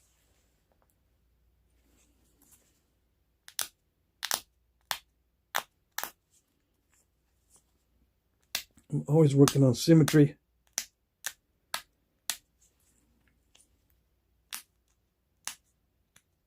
Symmetry can be so annoying sometimes.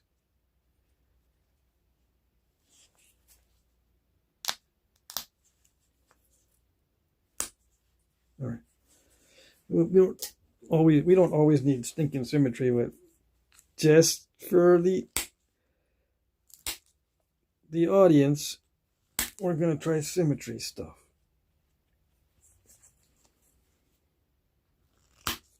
Yeah.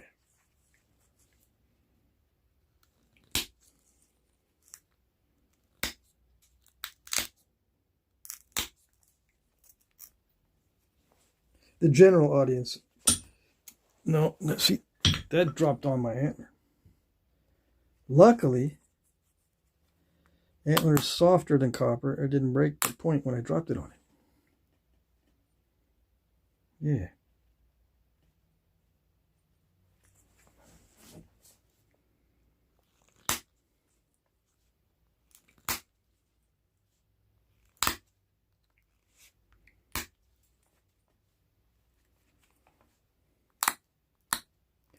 Those little bites occur when the edge is too thin.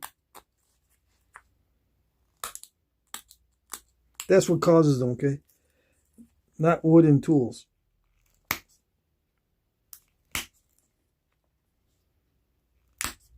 You can get those bites with anything. As long as the edge is real thin, you can use anything you want to get those little bites out of the edge.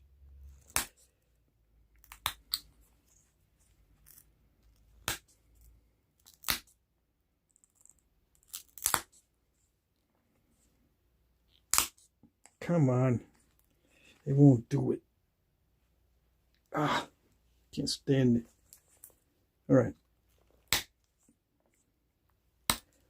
I thought I was getting used to this pressure flaker, but no. Get near the tip and everything goes south. Everything just goes to crap. Get near the tip. Yeah. See, I just crushed it twice. Trying to sharpen it. Yeah, sharpen it after I persnickety napped it, because it didn't look sharp. You got to scoop out the edge for a little hollow ground effect. That's the sharper edge when it's a hollowed out edge.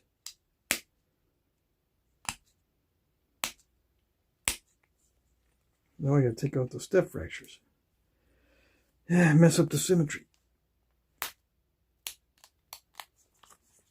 Anyways, so yeah, if you just try for perfection, you can see how everything just goes down the tubes. Anyways, it's starting to eat the antler for lunch. Yeah, as soon as I get into a thicker area, up near the tip, this is okay. I'm probably going to have to remember to use these near the tip. Yeah.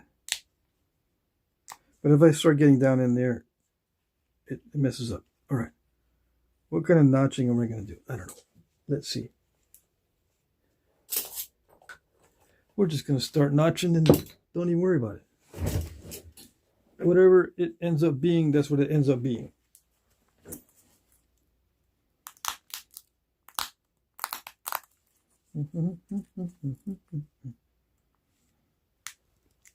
Okay. Okay.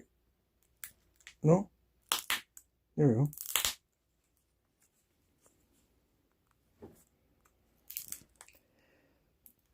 Okay. I think we're going to start eating the antler for lunch. Yeah.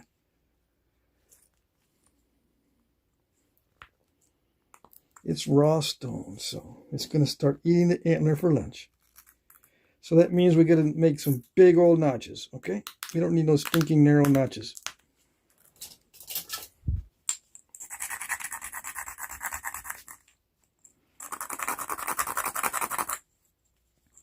How do you make narrow notches? It's got to be thin. See how thick it is? To have narrow notches, you got to be thinner than this. I didn't want to spend too much time thinning it. I already spent too much.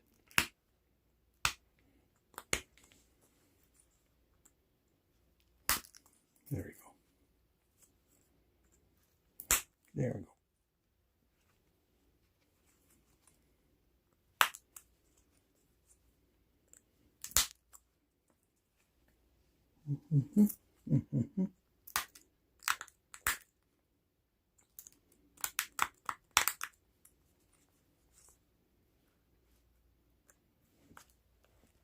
No. Almost did it. Yeah. Okay. It's eating the antler for lunch. See that? Because the stone is kind of tough. So I'm going to have to keep resharpening this.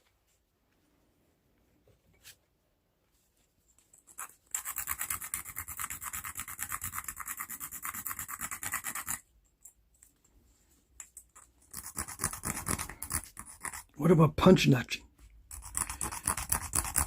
Yeah, I'd like to punch this arrowhead right now. I like to punch the arrowhead and then notch it. Yeah. Why do I need to do this at the same time? I want to punch the arrowhead first and then notch it. Yeah, teach it a lesson.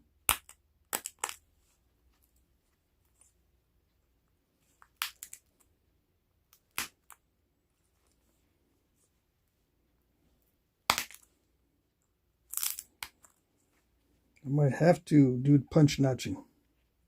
Let's see. Where is my punch notcher?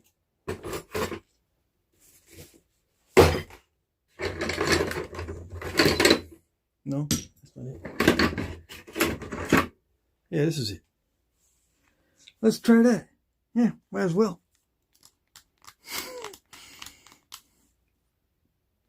You don't sound too enthusiastic about it. What's the matter? What's the problem? The problem is I'm not enthusiastic about it. Where's my mallet? Here's my mallet. Let's see if we can break this.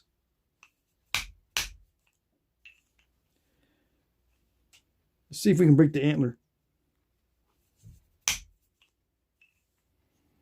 It's not going to do it. Yeah, it's not. That's ridiculous. It's not going to do it. Well, let's put it against something harder backing. That sometimes helps. Because my leg is probably too squishy.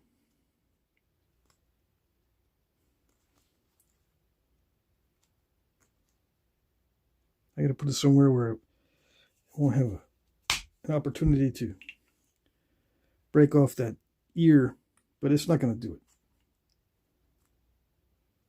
It's too thick. Yeah, it's too thick. I'm going to have to use some heavy pressure and keep resharpening this. I'm going to have to hit it with too hard with the punch. See, with pressure I can do it.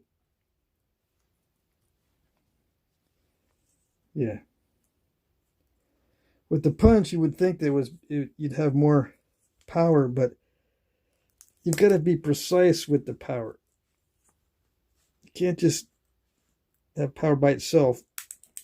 You got to have precision to go along with it. I can be a lot more precise with the pressure. So let's do the other side.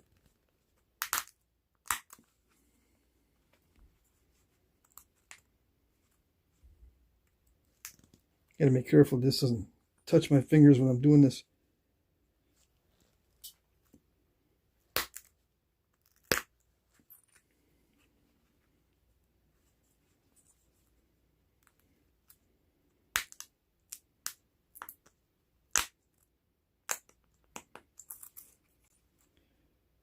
Hold on a minute.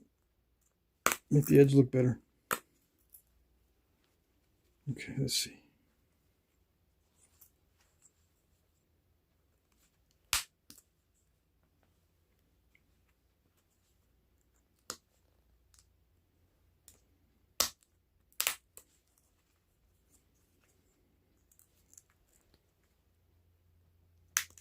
Yeah, I'm going to have to resharpen. I'm going to have to keep resharpening and resharpening.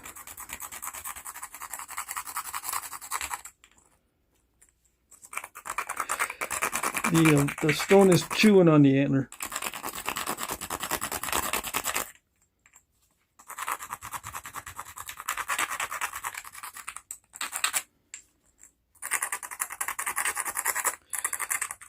And it's going to be the same always. It just, if I don't make something this small, I can do more narrow entry. It'll look like more narrow entry, but I'll be cheating because I'll be doing something bigger. Right? So on the performance knapping side, I can make it look like I'm achieving a more narrow entry notch. But what I'm doing is, what I will be doing if I do the performance side of things, so it looks like I know what I'm doing, use a bigger point and then notch it. Because this is pretty narrow for a larger point as far as the opening there. But for a small point, that opening looks huge. You get what I mean, Jelly Bean?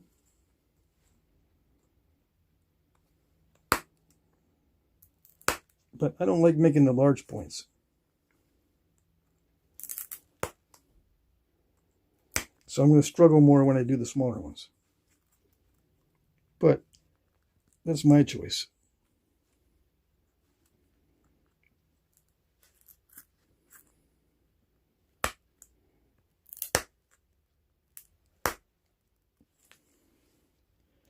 Yeah, I'm going to have to use the metal on that. It's not going to work because it's just eating the antler for lunch. Okay, so we're going to go back.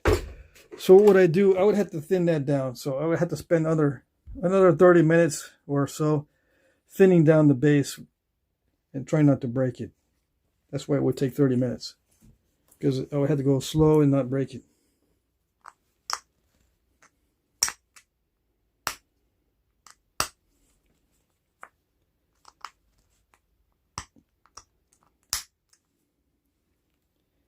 That is pretty tough as it is.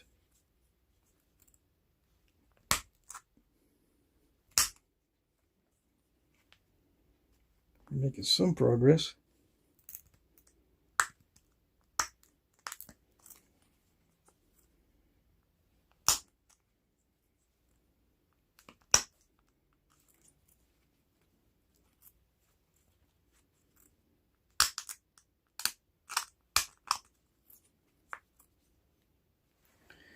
Okay. Yeah, we go back to metals when we encounter a problem, so I don't have to spend all night doing this. Yeah, that's the only reason why I'm using the metal. It's just time.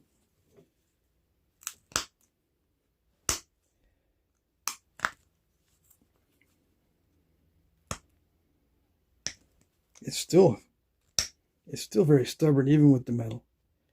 What can I do to get that unstalled?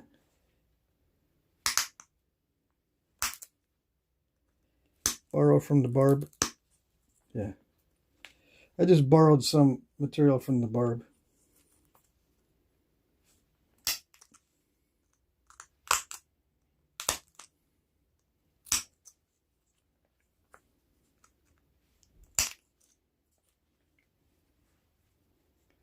Yeah, see, I can make it more narrow too with the steel.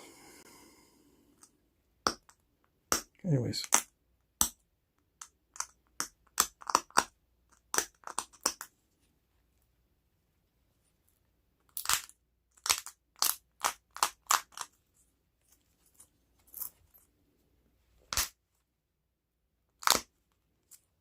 Yeah, nicer.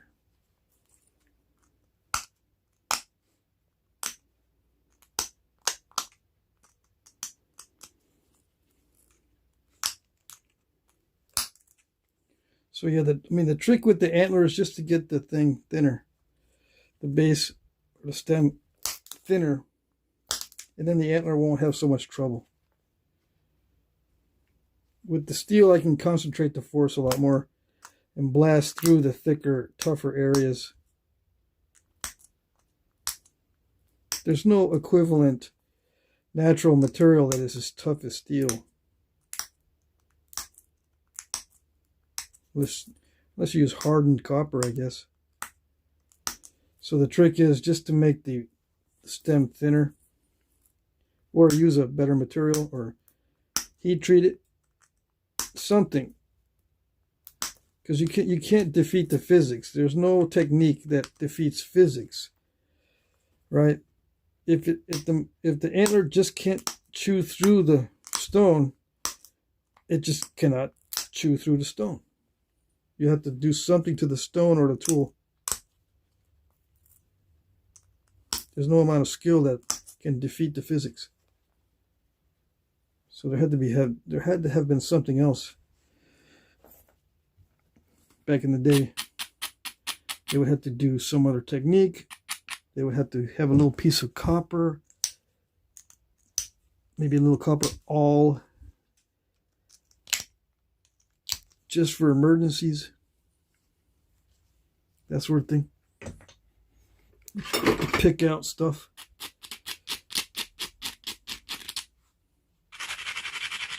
Or to do notching. Or they had a bone that was really, really tough that we just don't know about. Since we don't experiment with all kinds of different bones. I mean, I haven't really. I've tried different things, but I think there's some bones out there we haven't tried. Where's that other copper rod? Oh, it's way over there.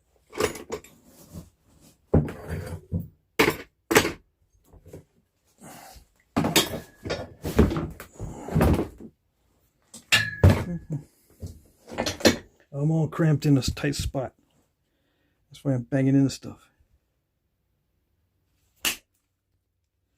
Yeah, like that.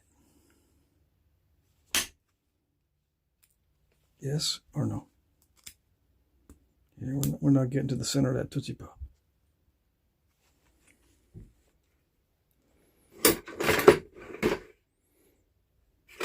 Where is it?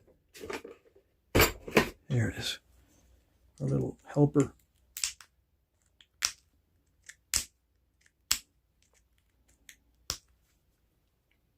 It's crunchy.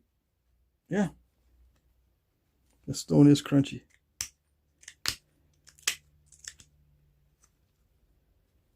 Oh well.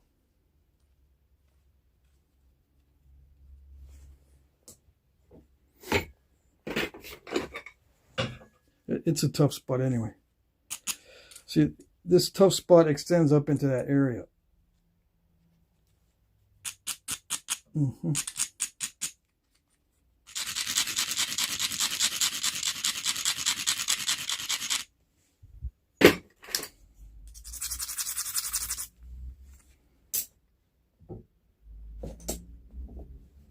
Let's try the plastic mallet instead of the antler.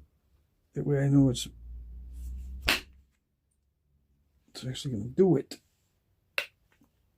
Oh, almost.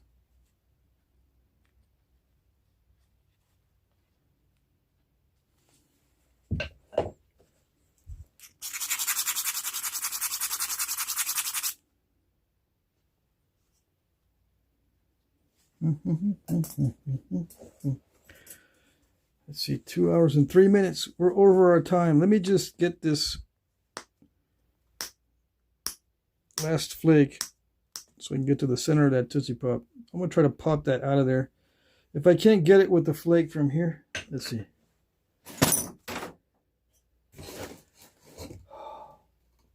Don't tell me. I lost my favorite toy. If I cannot get this flake here to travel into that area, I'm going to pop a few flakes from the base. Oh yes. This is a tough one down in here. This was okay up here, but this was tough. That little inconsistency. And I broke off the tip of that barb, looks like. Right there. Oh well, let's see if I can get some of these flakes to travel.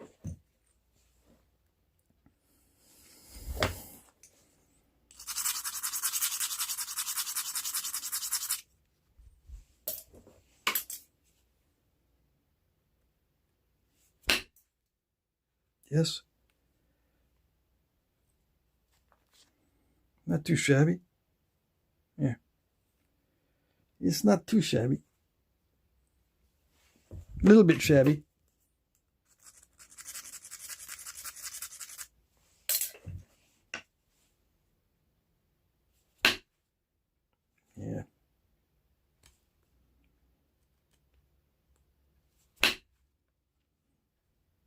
Okay. So I'm going to take some flakes from the base. Yes, did that kind of work? Yeah, it's getting there. I don't know if I'll be able to run that whole ridge, but we can try. Yeah, we could try.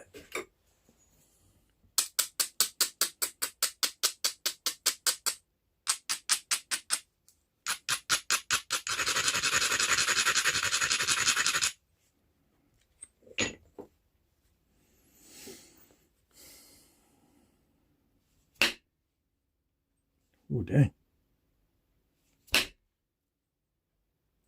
Did it do it? It did it, but it kind of a little bit too much. Yeah. It's a little bit too good. But it did it. I mean, it, yeah. Anyways, what else can we do to this? What can we do? I can thin it some more. We can make it nasty. We can do all sorts of things. I think we can even ruin it by trying to mess with it too much. Yeah, I get tired of using the antler, okay? So, sue me. Yeah, I'm over my time anyway. I don't need to be using antlers no more. Yeah. 2 hour limit on using the antler. That's what I say. That's what I always say. Yeah, I should always say that. Always 2 hour limit on the antler. And that's it.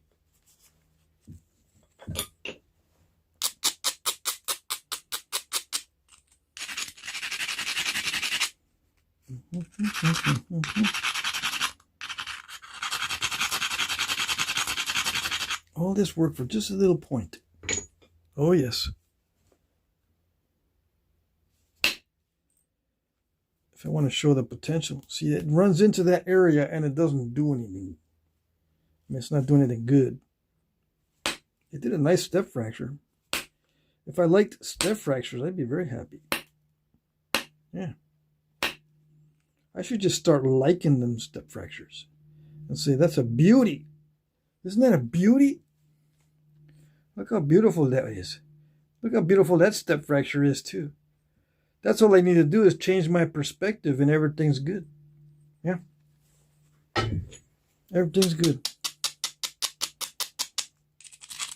Attorney Bailey, he's going to sue me.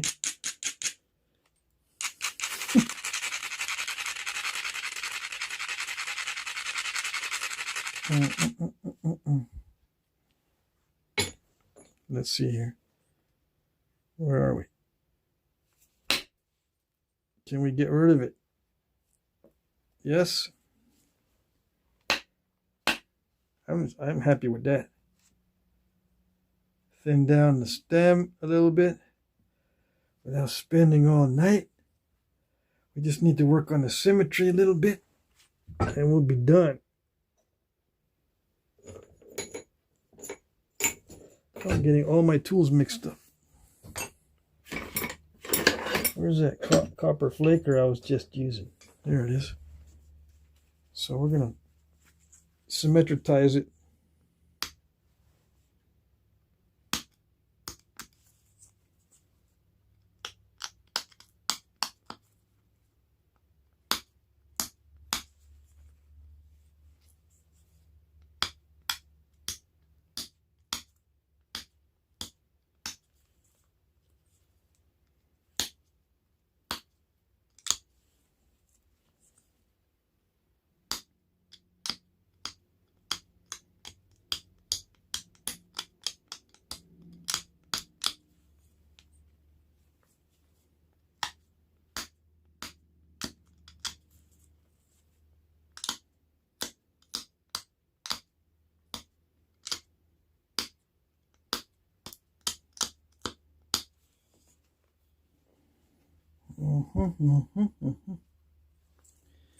Yep.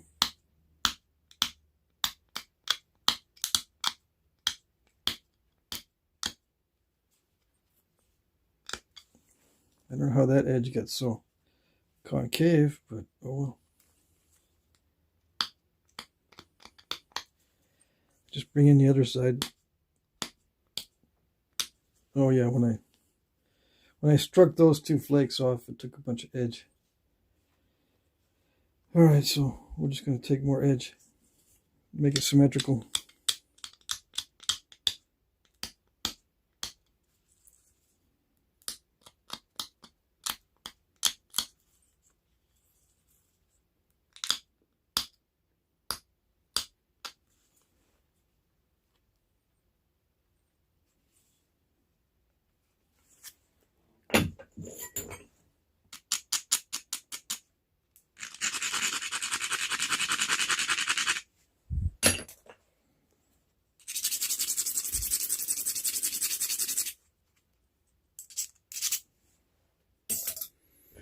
Yeah, I mean, I take a long time on these because people ask me, how do you do it? How do you get it to the certain point? Or how did they used to do it back in the day? Or how is it done to be so nice looking? How do you get over all those obstacles? What's the secret? How is it done? And I'm showing you, it takes time. That's how it's done. Either now or back in the day. It takes time. And you know, if you get better at it, it doesn't need to take that much time as you get better at it, but you have to spend at least a good amount of time in the beginning. It takes time to get things looking pretty. Either through practice or just sitting there picking at it. And if it doesn't look good, you just throw it away. Start over again so that the only thing you make is pretty stuff. If it doesn't look pretty, you can smash it. And no one will know in the archaeological record. They won't know that you made a bunch of mistakes because you smashed all your mistakes. Okay?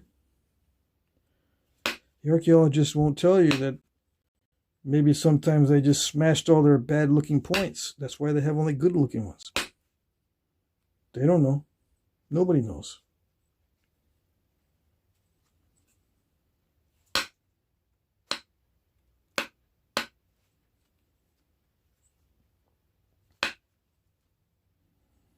So there, it's symmetrical, pretty much.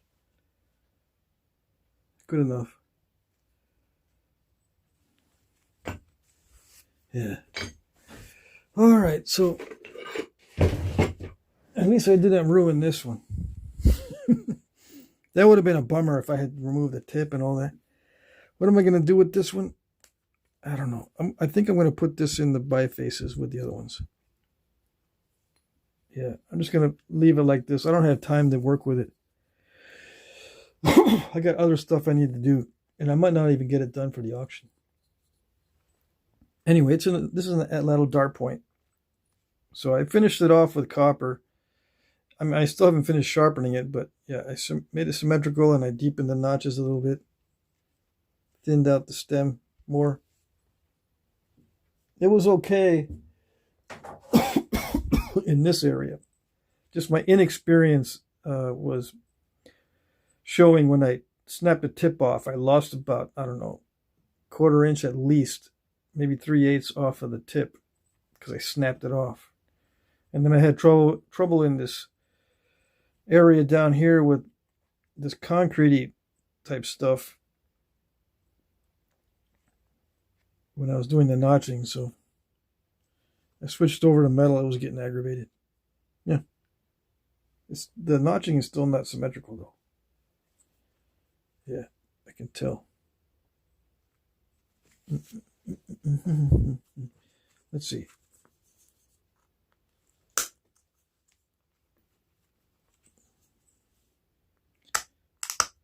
Yeah, this concrete is difficult no matter what tools I use.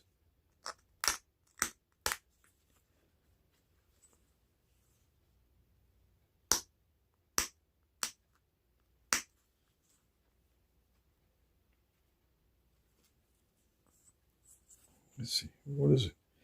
What does it need?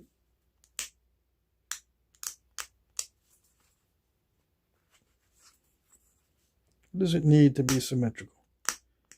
So flakes removed from that area. Yeah.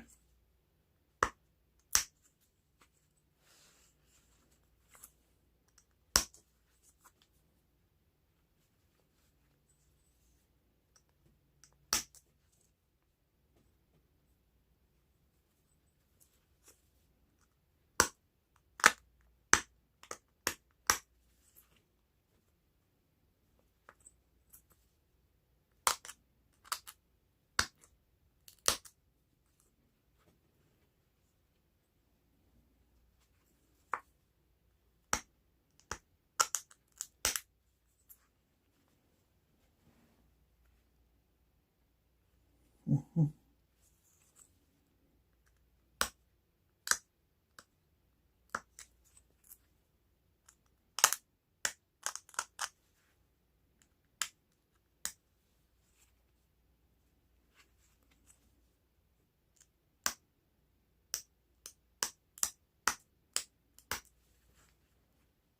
I'm having trouble seeing it.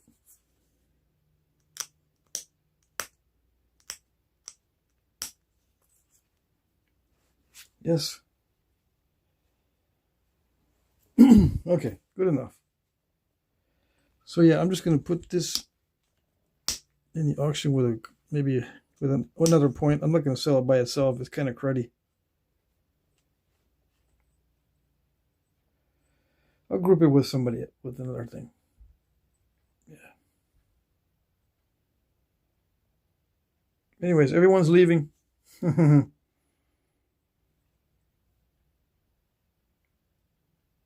I actually did better with the antler on this side. I like this notch better. Or which side? Let's see. I don't know. Yeah, I do like the pop outs on the side that I did with antler. I like those pop outs a little bit better than this side. But it's the concrete that is getting in the way.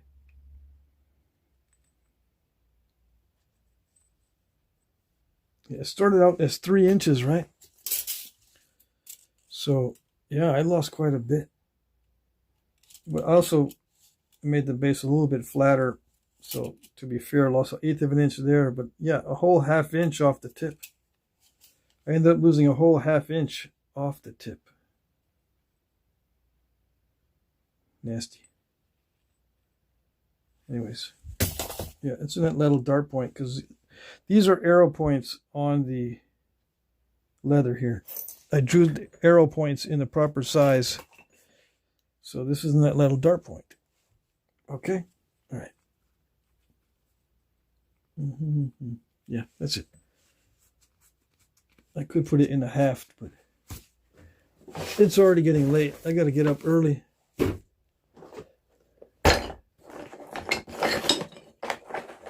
Yeah, he says that as he grabs another foreshaft.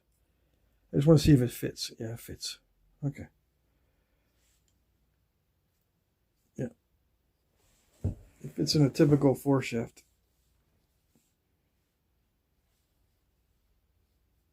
Perfect. Almost. Okay. So yeah, I cheated. It's not all done with natural tools, but I started with natural tools. Yeah. So the first 75%, I started with one of these rocks down there. Anyway, it wasn't too bad up here. Excuse me. I kind of like this material. Yeah.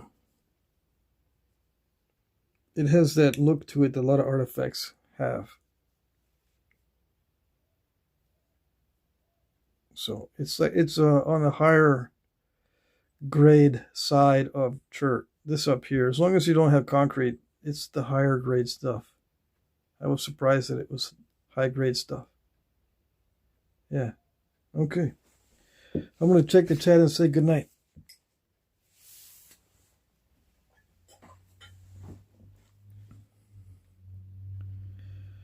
Let's see here. Thanks, Patrick. Nice live. Thank you. Thank you.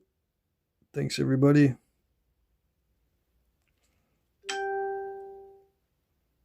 What?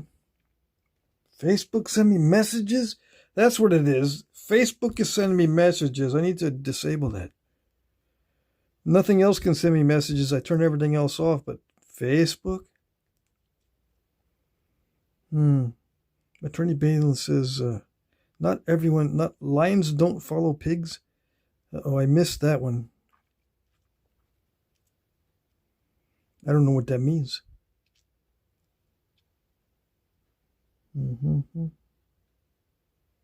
Prairie Ghost Ken says, I thought it was AI for a second, Patriot. What are you guys talking about? I don't know.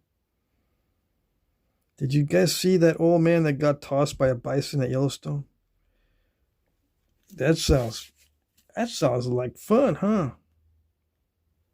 Buffalo cheese is soft, made of sheep's milk, I think. Why would they call it buffalo cheese?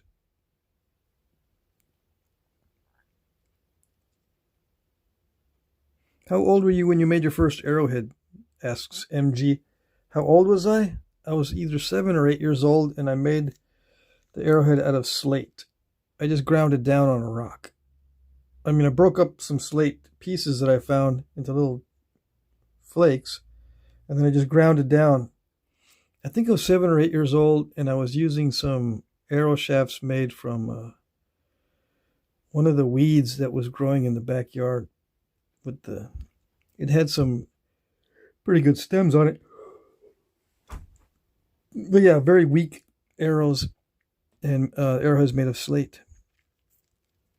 And I made a bow out of just a branch, and some of my mom's thread. My mom was a seamstress, right? So she had lots of threads and yarns. I'd probably use some yarn or something for my first bowstring.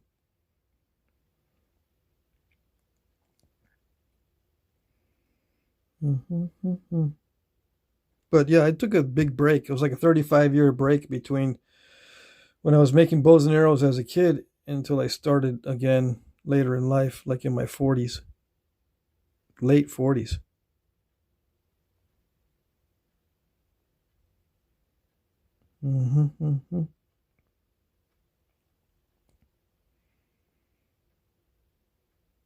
Okay, I think that's it. Everyone is leaving? Not everyone is leaving. Okay. Well, everyone will be leaving in a minute because I'm going to turn it off. Yep. Good night, everybody. Take care. I'll see you tomorrow night. The auction is tomorrow, too. So there's that to look forward to if that's what you are into. Yep. I think that's it. All right. Thank you, everybody. We'll see you tomorrow. Take care. Bye-bye.